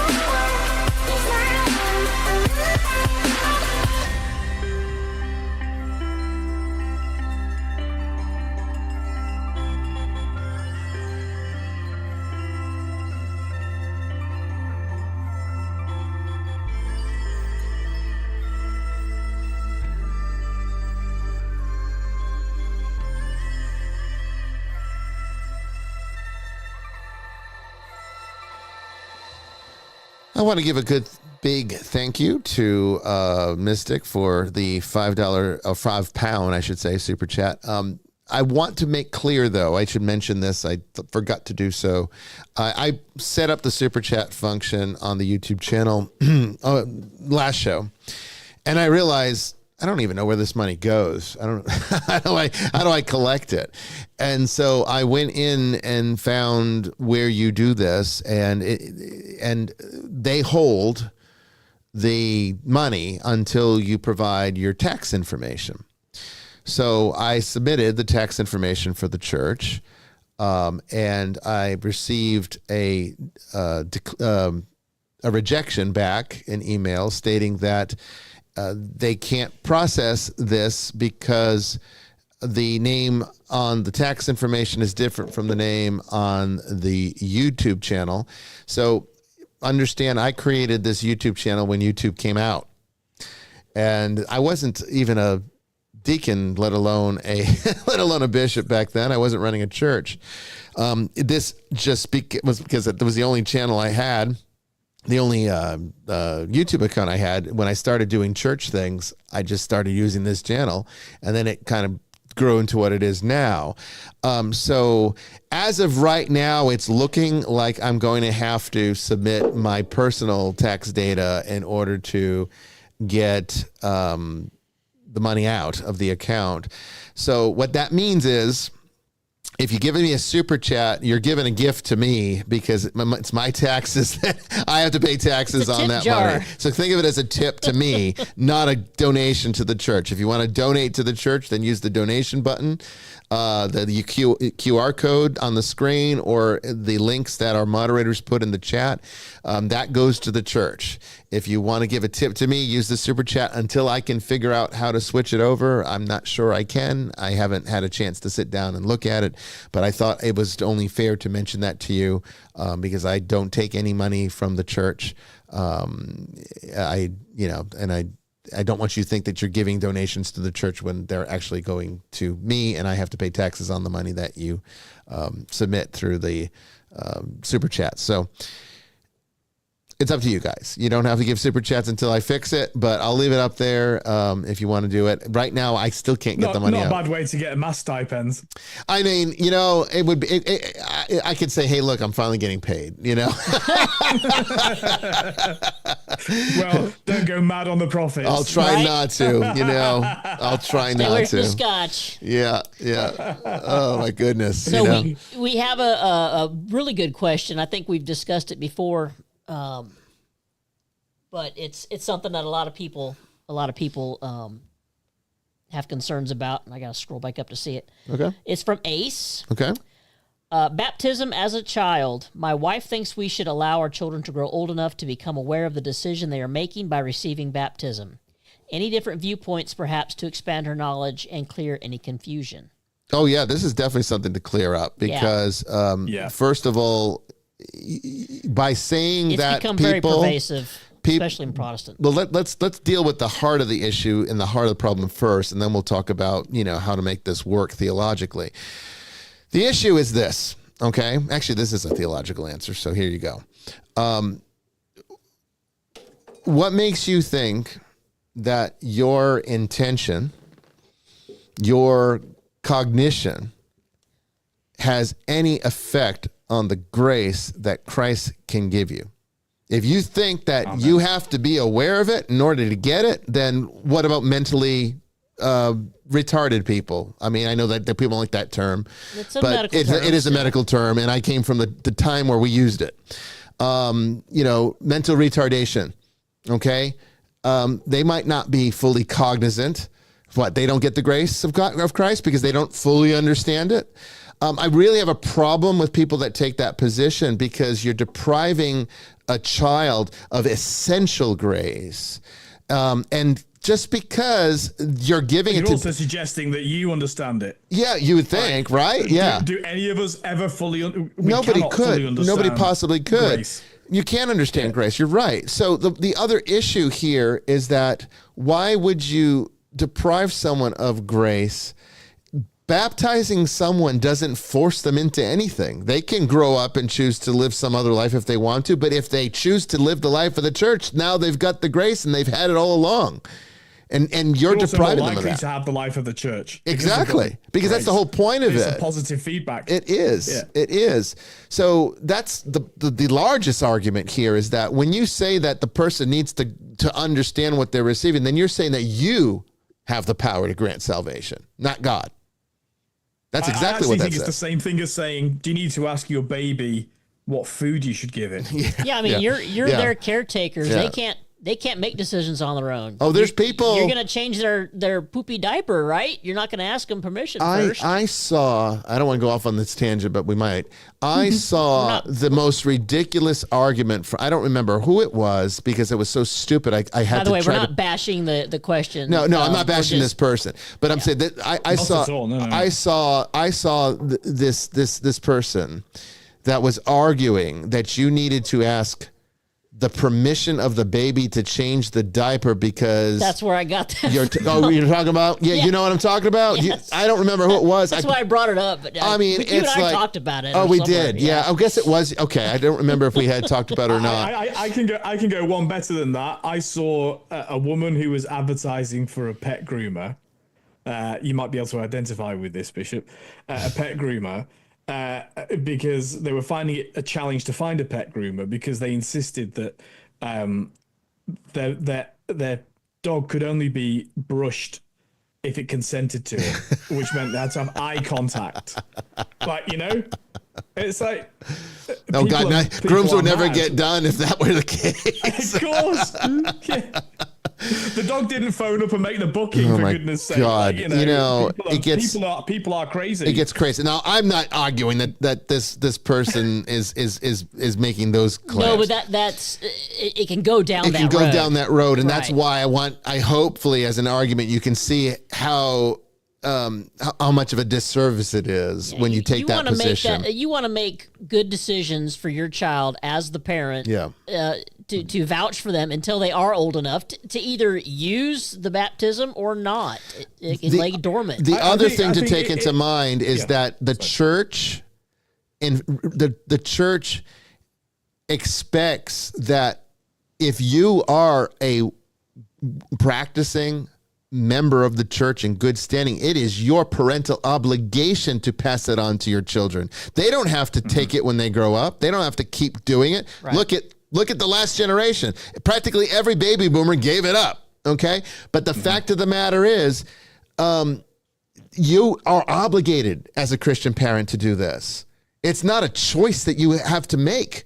I mean, you're not living the Christian life if you're not passing it on to your children. If they reject it, that's on them. But you did everything you were supposed to do to give them the best chance they could at developing this relationship to Christ that the church provides. So that's the best answer I can give you. Father, I'm sure you have a lot to say. Look, I just want to be, and you were being too. I just want to be fair to the questioner, because there's obviously there are different opinions within. There's believers' baptism, which a lot of Protestant, not all, by the way, a lot of Presbyterians baptize babies, Anglicans baptize babies. I was baptized as a baby in the Protestant church. Yeah. So it's not a Protestant necessarily thing, but there is believers' baptism. Yep. I think so. I just want to acknowledge that there are different practices within the church, and from my point of view, in more traditional churches, Catholic Church, Orthodox churches, many Anglican churches, we also have confirmation, right? And so that's what consent is for. Yeah. And Marina mentioned it in the chat. So yes, it's true. That is what confirmation is for. But if somebody's coming, if your wife is from a different tradition that doesn't have that, it can be helpful to explain the sort of that dynamic, to say, actually, because from a theological point of view, baptism is about the removal of original sin. So baptism is what lays the ground for a life free of the burdens of the past. Why would you deprive someone of that? Why would you not want that? Right. Yeah. So, but again, to be fair to the right, we don't know the dynamic. The spouse he's got to argue with. Just know the word we're passionate. Don't yell. Don't yell at your wife. It's to say, look, we still acknowledge that baptism is just literally the sort of the introductory rite, right? Literally the introductory rite, and so this doesn't take away from the fact that they will have to affirm that faith as their own or reject it in their own lives, and so if you're both Catholics, Ace, I've just seen him put that. I saw that, but misled by TikTok. Yeah. If you're both loose Catholics, then the answer to the question is the Catholic Church says you should definitely baptize your children. You should raise them as Catholics, or and hopefully they will choose to confirm their faith. And actually, I don't like the whole let's get them confirmed when they're in 8th grade. I don't like that. I think you like the Orthodox way all at once. Well, in terms of I think confirmation is a sacrament in search for theology, to be honest. But for that reason, I don't think they should have been separated. But what I mean is, because confirmation has taken the role of essentially an affirmation of faith when you have your own mind and your own will, take on your own will. I think in many ways it should be later. That's why a lot of these churches got rid of confirmation, because they integrated it into the understanding into baptism where it shouldn't have been there. But just as an extra interest for those, since we've been talking a lot about East and West tonight, in the Roman Catholic Church, in the Catholic traditions, in the independent sacramental movement largely, baptism is done when, soon after birth, a few weeks, when the baby's ready to start going out in the world, and maybe about a month after they're 40 born. 40 days. Yeah, 40 days. Yeah. And then First Communion would generally come next. That's the second sacrament of initiation. That's what, about 7? That's about 6 or 7. Yeah, 7, about 7 years old. And then the third and final sacrament of initiation is confirmation, which usually takes place around 13. Yeah, I know in the Protestant church, I was 14. 13, 14. Yeah. So, but in the Eastern church, babies get it all at once. So babies go to communion and babies receive confirmation at their baptism. I think that is better theology, by the way. Oh, the communion or the confirmation, or both? The baptism is fundamentally joining the church, and so baptism, confirmation, and Eucharist were not separated. They became separated in the Western Church. That's true. More for pastoral reasons than for theological reasons. So I'm not a big. I support the theology of the East or the Eastern praxis. Of course, Eastern Rite Catholics do the same. Yes. So the Catholic Church does allow it. Yeah. So I think that makes more sense to me. But then comes the question for the Orthodox. Well, at what point do they sort of affirm the faith as their own? But a lot of Orthodox would say, I don't know what you mean by that question. We in the Nicolaitan Church, we follow a lot of Eastern practices, but that's not one of them. We do part of it. I think we do. It'd be hard to do in the Western Church. We do baptism and First Eucharist together, but confirmation we reserve for when they are able to be catechized and understand the faith. And we see that as more as the maturing into the faith. And it's also important to note, confirmation is not an essential sacrament. It's a reinforcing one. It is not a necessary one for salvation. Eucharist and baptism. I actually think it does happen at baptism. Because when we baptize people in the Western Rite, even in the modern Roman Rite, you're getting the Holy Spirit. You are getting the Holy Spirit. But we also chrismate. We put the oil of chrism on their head. Yeah. What is that? Well, that's true. And yeah, I mean, in a way, it is a continuation of that, I think. Kind of like, I guess, not terribly different that the last rites and unction are kind of the same, sacrament. I mean, it's just different parts of the same sacrament. I think you're right. I think confirmation is basically an extension of baptism. I once challenged an Anglican bishop on this because, of course, in the Roman Catholic Church, the ability to confirm can be delegated to priests. And often is, especially in Australia because of tyranny of distance and all the rest of it. But of course, for Anglicans, ironically, because they didn't have Vatican II, it's still retained to the bishop. And I remember having this conversation with the bishop, and I mean, basically, their indignation was, well, what would I do? Like, what would be the point of me if you could all do this? And I thought, well, that's a good question. Yeah. I mean, there you go. So yeah, I think it's a good question, and hopefully I didn't answer it too harshly. It's in your context, in the context of ACE, in your context, I would say that you're coming at it. You're coming at it from a better angle than usually when I get this question, because most of the time when I get this question, I'm getting it from the angle of people who are non-practicing, who object to their baptizing their kids just on the basis that they don't want to choose their child's religion. And I kind of, as a person that has to deal with the consequences of the problems that causes, which lead to any number of severe spiritual disorders, it's such an easy thing that could fix as a proactive primary prevention technique that people just don't see any value in. And now I have to deal with demonic attachments and everything else as a result of it, which do in fact happen because this is not being done in anywhere near the number that it used to. So it's a different type of demonic attachment. You're not baptized into a denomination either. Right. If a Baptist converts to the Catholic Church, and they've been baptized, they're not baptized again as long as the baptism is valid. It can be seen to have been done in the name of the Father and the Son and the Holy Spirit. It has to be Trinitarian, with water. You're not so you're not baptized into a denomination. The problem is that a lot of strange evangelical groups, baptize people as many times as they have days in their lives. Oh, you've converted to us, we'll baptize you. That's actually not the doctrine of baptism. It's certainly not the doctrine of baptism, Ace, that you and your wife are loosely affiliated with in the Catholic Church. And so you're not baptized into a denomination. Like you hear people say, "Oh, I was baptized Presbyterian, I was baptized Anglican." No, you weren't. You were baptized into the Church of God. There's only one.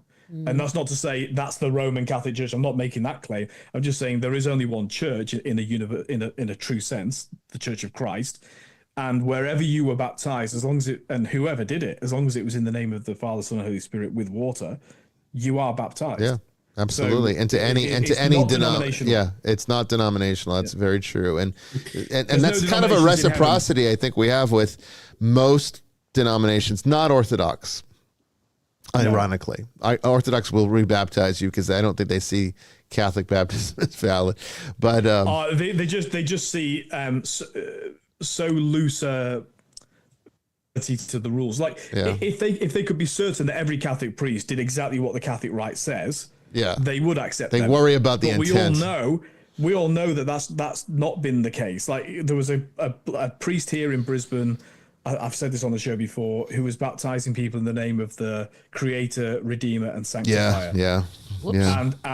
And priests had to be reordained as a result of that, because they were baptized like that, became priests, and then found out their baptism was not valid. Which means all the sacraments they had been performing in their career prior to that were invalid too. So it becomes this chain reaction. Domino effect. That's when you have to depend on the grace of Christ, right? Kind of like we have this thing called baptism by desire, which covers some of the bases here. I would say that baptism by desire. That's why the Orthodox don't take any chances. They just they go, well, it can't do any harm. Like it's almost conditional baptism. Yeah, almost. So, but in some ways, I don't think they see it that way. They kind of take it as like it's only valid this way. But anyway, there you go. There's the answer. Any other questions? So I have one. Yeah. We had mentioned earlier in the show talking about like archetypes and God's language being archetypal. And before I found this church, I'd never heard of that. So my question would be, when did this notion, or when did the idea that God's language is archetypal, when did it originate? Was it within the early church fathers, or was it later? It's not really part of the church tradition. It's more so part of the Western mystery tradition, of which, of course, were made up of people from the church, but not really part of not really. It wasn't like a part of the magisterium that comes up with these concepts. This is part of the Western mystery tradition, which is the foundation of the esoteric. Western occultism, essentially. You could make an argument though that certainly traditional Catholic teaching is to talk about the types and shadows. This language has got a dodgy anti-Semitic history, and so I'm being careful about this because I certainly am not an anti-Semite. But the types and shadows of the Old Testament being fulfilled in the New. I'm not. There's no question about it, and this is why the idea of archetypes is ancient in or as old as the church, in terms of St. Paul is doing this in the letter to the Romans. It is, but it wasn't really.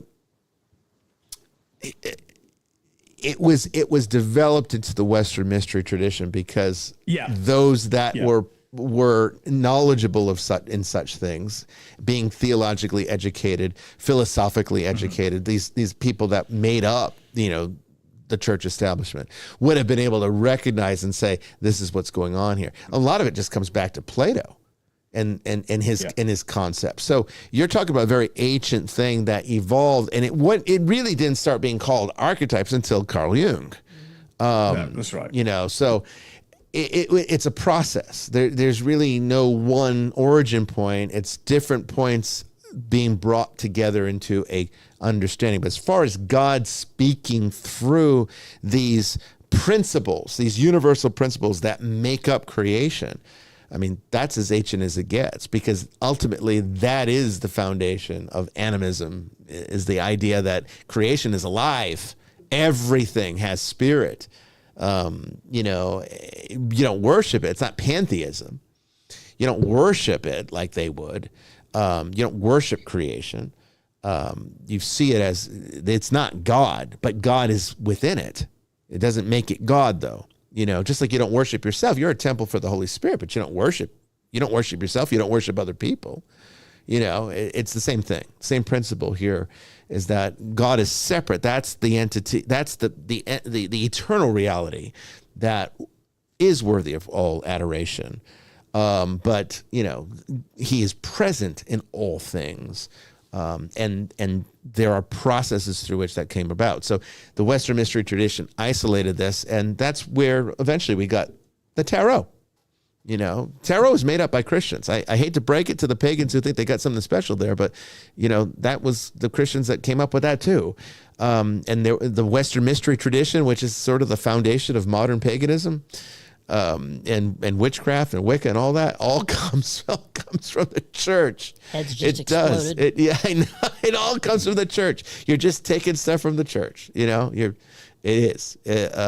just wasn't official theological doctrine, because that's not the point of theological doctrine. And actually, not only did it not need to be then, it doesn't need to be now. That's right. It doesn't. Because it's a way of understanding it. Because this is like, there are religions where metaphysics is far more important than theology. Buddhism is one of them. That's why Buddhism, and I've said this before, Buddhism has a far more advanced metaphysics than Christianity does. Far more advanced. However, that being said, you don't need metaphysics for salvation. You need good theology for salvation. Okay? And so the church focuses on that which the church is set up to do. The church is not here to teach you metaphysics. The church is here to make way the path of salvation. It's quite minimal, and it should be. Yeah. And it's why the Pope isn't a politician. I mean, obviously, we just had an election, so everybody, it's hot on everybody's mind. Oh, what does he think about this? And what does he? It doesn't matter. No. It doesn't matter. No. And that's why, there's two minimum requirements to be the Pope: be a male and be baptized. That's right. I mean, now they are chosen from the cardinals. Well, they'll be ordained. They will be ordained almost immediately. If they were to, they won't. But if they were to choose a person that's laity, which they could do, it's valid to do so, and have done in the past, and have done in the past. Yeah, long time ago. But they, but they will be immediately, like, they will be ordained deacon, priest, bishop, like that. Yeah, it will be a fast process through all three levels of of holy orders. I think there was one that he was elected, and before they could get round to ordaining him, he died. So we have had one lay pope. Oh, that's interesting. That was never ordained. Yeah, that's interesting. I don't know who that is. Do you know the name? I can't remember. I think it was one of the Adrians, but I'll have to look it up. It wasn't that Pope Joan, was it?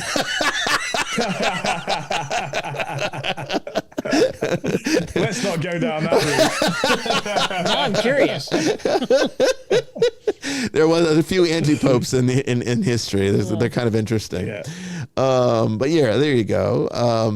So Brandon, to answer the question, it's not part of church tradition. It's extended. Father Chris, I think the Pope you're referring to is Stephen II, who was elected in March in 752. He died a few days later before he could be ordained as a bishop. That's the story I'm remembering. So I think that's probably him. Yeah. Okay. Did he pass away naturally, or did he get a little help? I think Uhtred. Uhtred's son of Uhtred took him out. I was going to say, who replaced him?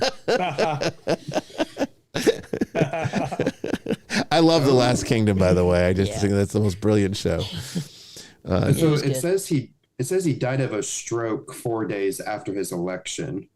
Oh. Well, I mean, it might give. I mean, it would give me a stroke if they elected me to it. I wouldn't want to do it. I'd say no. Fortunately, they have to ask you to accept. Yeah. So, well, I mean, how can you say no? Because I mean, who wants to say no to the Holy Spirit? You know. Yeah. But that doesn't mean that I would take it any easier.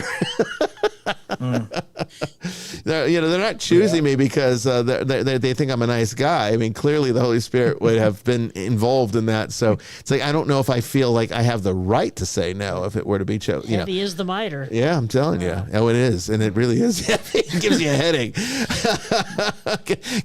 If it was me, I'd have the tiara back because you take the tiara programmed. You have to dig it out. All things. Crown. You'd have to dig it out. Well, it's a lot like the Eastern crown. The mitre that's more like a crown. In the East, they don't wear They don't wear miters. So I will say this though: the Western mitre.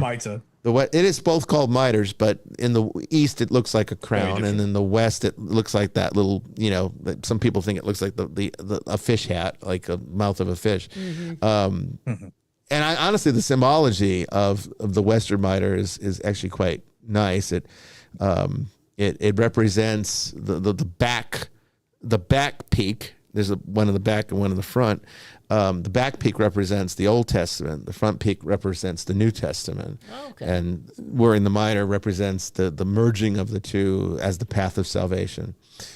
So it's really kind of a nice symbology that I guess the Eastern Crown is. But the Eastern Crown has icons, so you can't beat that.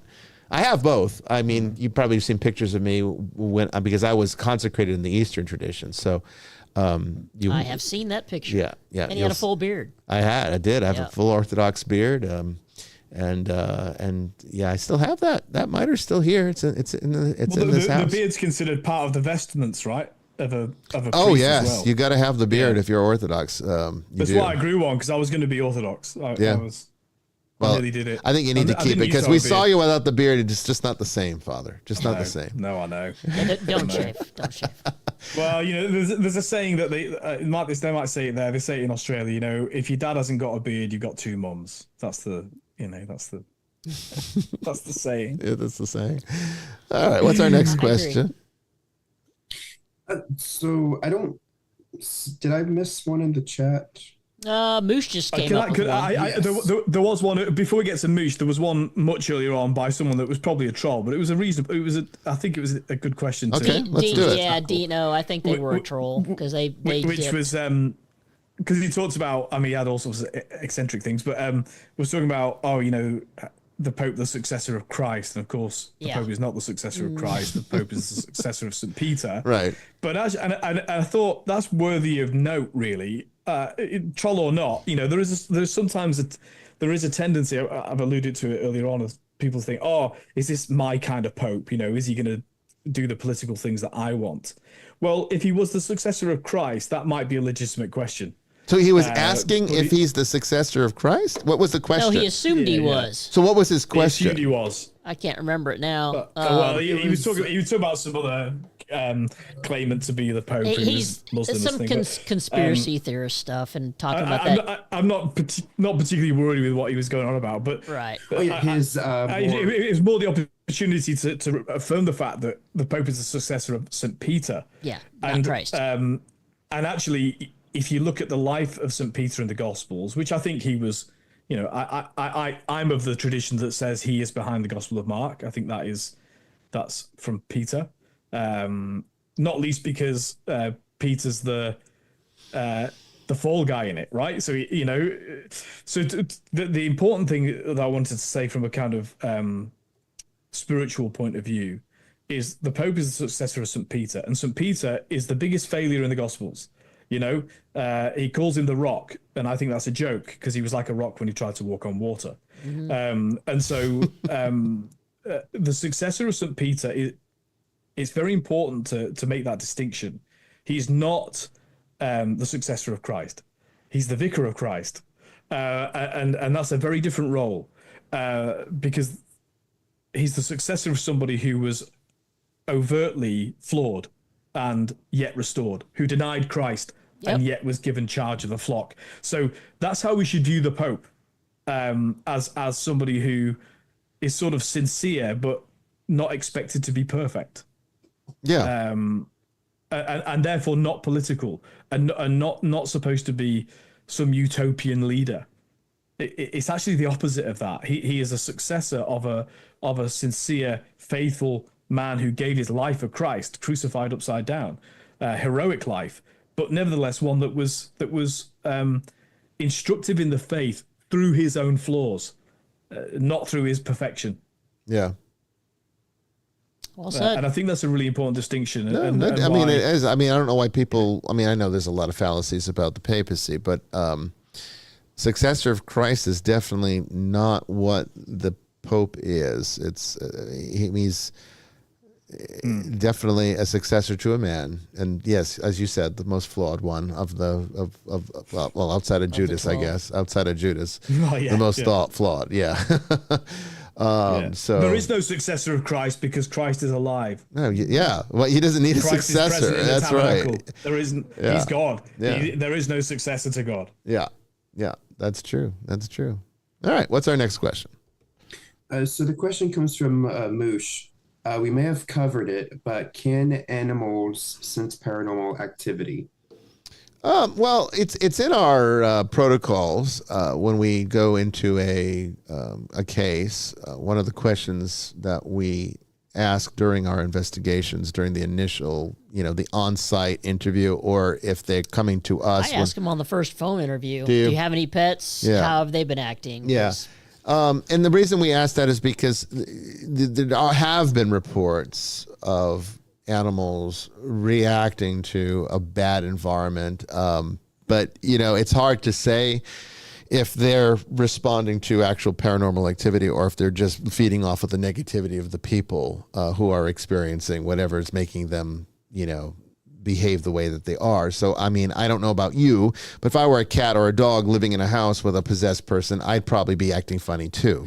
I mean, so that doesn't necessarily mean, yeah. I mean, that doesn't exactly mean that, they're sensing paranormal activity. But, animals are more, I think, tuned into things that we're very distracted from. I wouldn't say that they're any more capable. I think we're just as capable as they are. But I just think that they don't have the distractions we have. They don't worry about jobs. They don't, spend all their time looking at their phones. They're not watching TV. Now, one thing I will say, though, go ahead. I was just going to say, now, one thing I have noticed since coming to work with you especially is, and we've talked about it before as well, the longer you do this work, the more sensitive you become. Yeah. So, I mean, we've walked into homes before where it's like, boom, oh, okay. You automatically start feeling that. The animals just something they're born with. But like you said, they don't have the distractions. Well, you're flexing the muscle. Yeah. Right. If you do exercise, you build muscles. If you're engaged in spiritual, you atrophy if you don't use it. Yeah. You become more aware. Yeah. But there are animals that have different senses to us. Mm-hmm. Birds know which direction south is. Yeah. So, it's perfectly reasonable to me to say that animals with different sense perceptions will sense different things. No, I know that. I mean, if you have cats, if you have cats, if you've ever done I have cats, tarot or any kind of oracle, I can guarantee you when you lay out your tarot cards, that cat is going to be all up in your business every single time. They're attracted to that kind of energy, and even prayer. My liturgy of the hours, I always have a cat sitting with me. Yeah. They'll just come out of nowhere. Heathcliff likes to sit in mass back when, you probably saw him walk in several times when we were having mass at the private chapel here.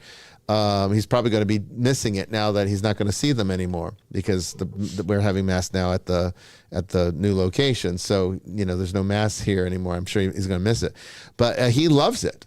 But it's too loud for his ears, so he has to leave because there's a lot of chanting, and the bells are particularly loud in small spaces. And the chapel here is pretty small. It's smaller than the new location. So I think I would say that animals do, not because they have more of a sense than we do, but perhaps because they're less distracted than we are. But I mean, we asked that question, so it's part of the process because clearly somebody somewhere has recognized that it happens. So what's our next one? So the next one comes from Ace. Are crystals idols?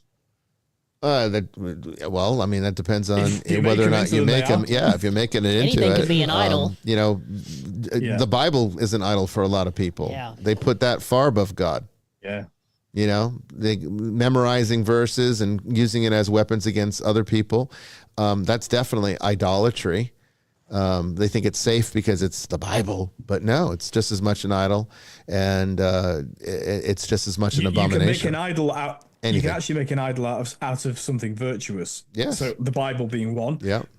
But I think the greatest idol of our age is the idol of family and friendship. Mm-hmm. Now, Yes. family and friendship are great, virtuous, and important things, but they're not God.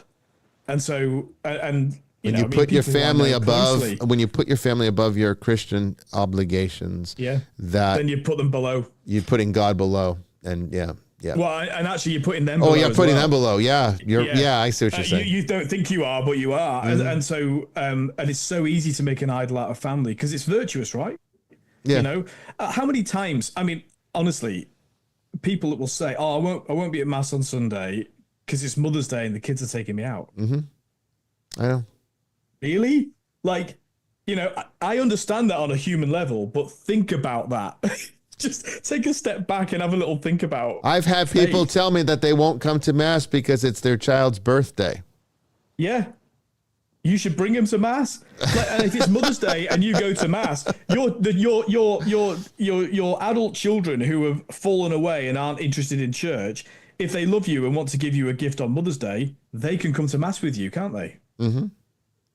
Yeah. That would be a greater gift. I would think so. So it's easy to make an idol out of family and people who are completely divorced from the church altogether. I mean, Western people, people whose great grandparents would have been baptized.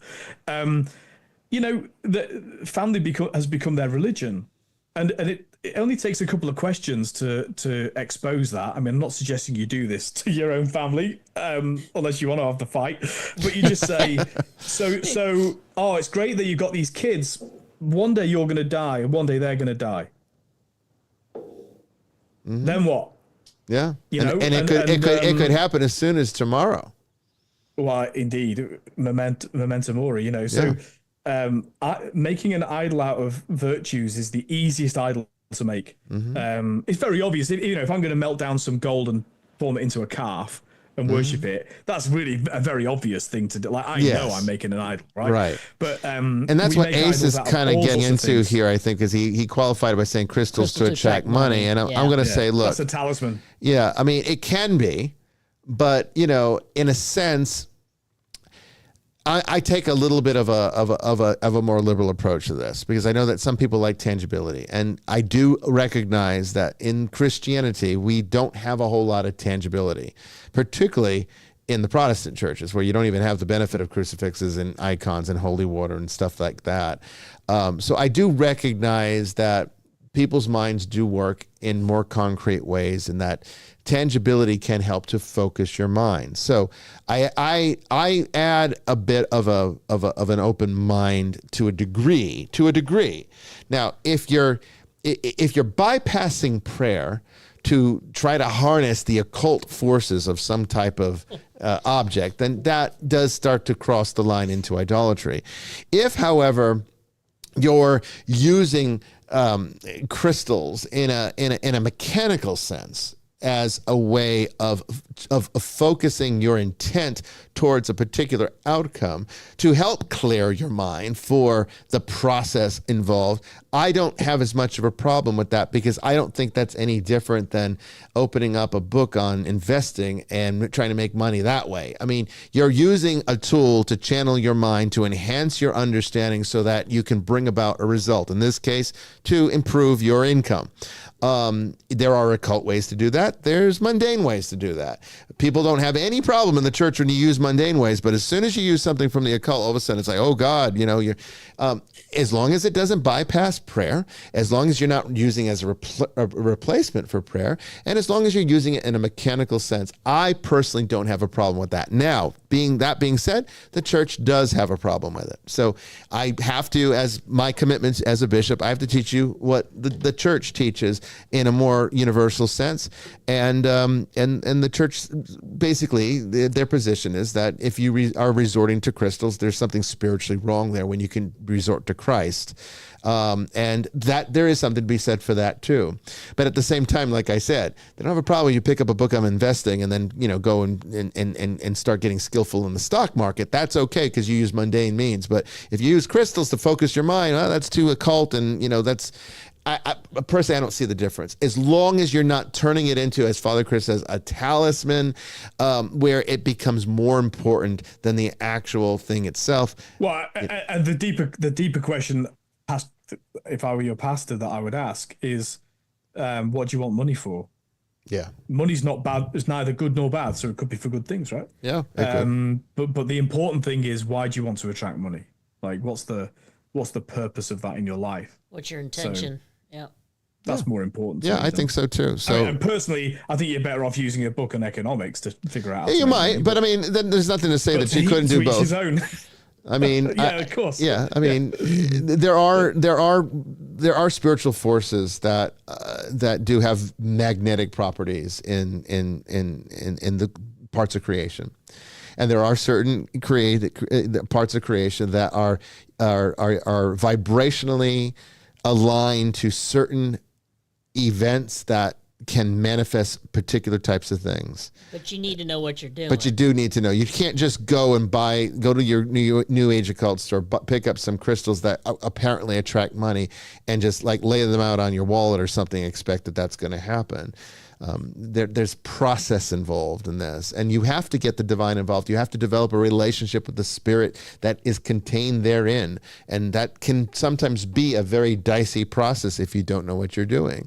And this is where it becomes problematic. So the church's position is, don't get into all that, because you can get yourself into trouble. Just go to God. Yeah, you can. So that's my answer to that.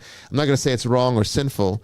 I'm just going to say that there's better ways, and that might be not one of them. All right, we could probably, in a very short couple minutes, answer one more question. Bryan, you said Danielle's got one up thread somewhere? Yes. So Danielle is asking about her situation. Her house was haunted, but since her father's death, they believe the activity has stopped. So has the attachment that was haunting their house gone with him? Well, that was actually a question that came in on the questions from the ether. On the network, that becomes part of the questions from the ether. So I guess we can answer that now. All things, as I said in that on the network, all things succumb to entropy eventually. So even hauntings, attachments, they all end organically. Okay, because no energy can last indefinitely. We talked about scarcity, economic scarcity, same principle. Everything dies, including attachments, including hauntings. Ghosts die. They do. Basically, all a ghost is just the remnants of the last stages of death. But eventually, that goes too. So, all attachments eventually succumb to the same entropic principles that everything else in creation does, in fallen creation. Okay, so now that we're in the fallen world, all things die. That's why, people are like, they've asked me if we're responsible for death, if our original sin is what brought death, why do animals die? Well, because they didn't commit original sin. Well, because all things are now subject to the entropic principle that we brought into the universe. That's why the Orthodox are right when they say that, original sin is actually a stain on the cosmos itself. Because it damaged creation, not just us. It damaged everything. And now everything is subject to death. Plants, animals, even the stars themselves burn out. So attachments, they end too. It could take a while, but they will end, even without an exorcist. An exorcist can just speed that process along. And that's what we do. When we go into a house that has a haunting, what we are essentially doing, okay, is we are merely going in there and expediting the entropic process for that spirit so that we can move it out. And when you go, this is why I say, when people are like, where do you send the demon when you perform an exorcism? Don't send them anywhere. I don't send them anywhere. I dissolve them, because I basically just expedite the natural entropic principle that takes them out of reality. It ends. And that's what happens to all of us. That's death. Christ, the light of Christ, the grace of the cross, reverses that. And that's what salvation is. That's why Christ called it eternal life, because it specifically is just that. But it's the only thing that can produce it. Otherwise, everything's subject to the entropy and eventually succumbs to it. All right, that's the end of the show. And I want to thank all of you, Father Chris, Brandon, Jamie. Good discussions. Yeah, good discussion. Thank all of you for your great questions. You keep the show interesting. Make sure if you did not get your question answered, you save it for next time. We'll have another one in August, I believe. Yep. And next week, it is discussions on the afterlife with a brand new guest. So these are always interesting. I love hearing different people's points of view on that subject, because you know mine. God knows you've heard mine. So it's always good to hear another opinion, another perspective. So that's what's going to be happening next week, Tuesday at 8 p.m. Eastern Time. I want to also thank the moderators for your participation in this. It really does help make the chat, flow. So thank you. Anyway, until next week, I will see you out there in the ether. God bless everyone. Thanks, everybody.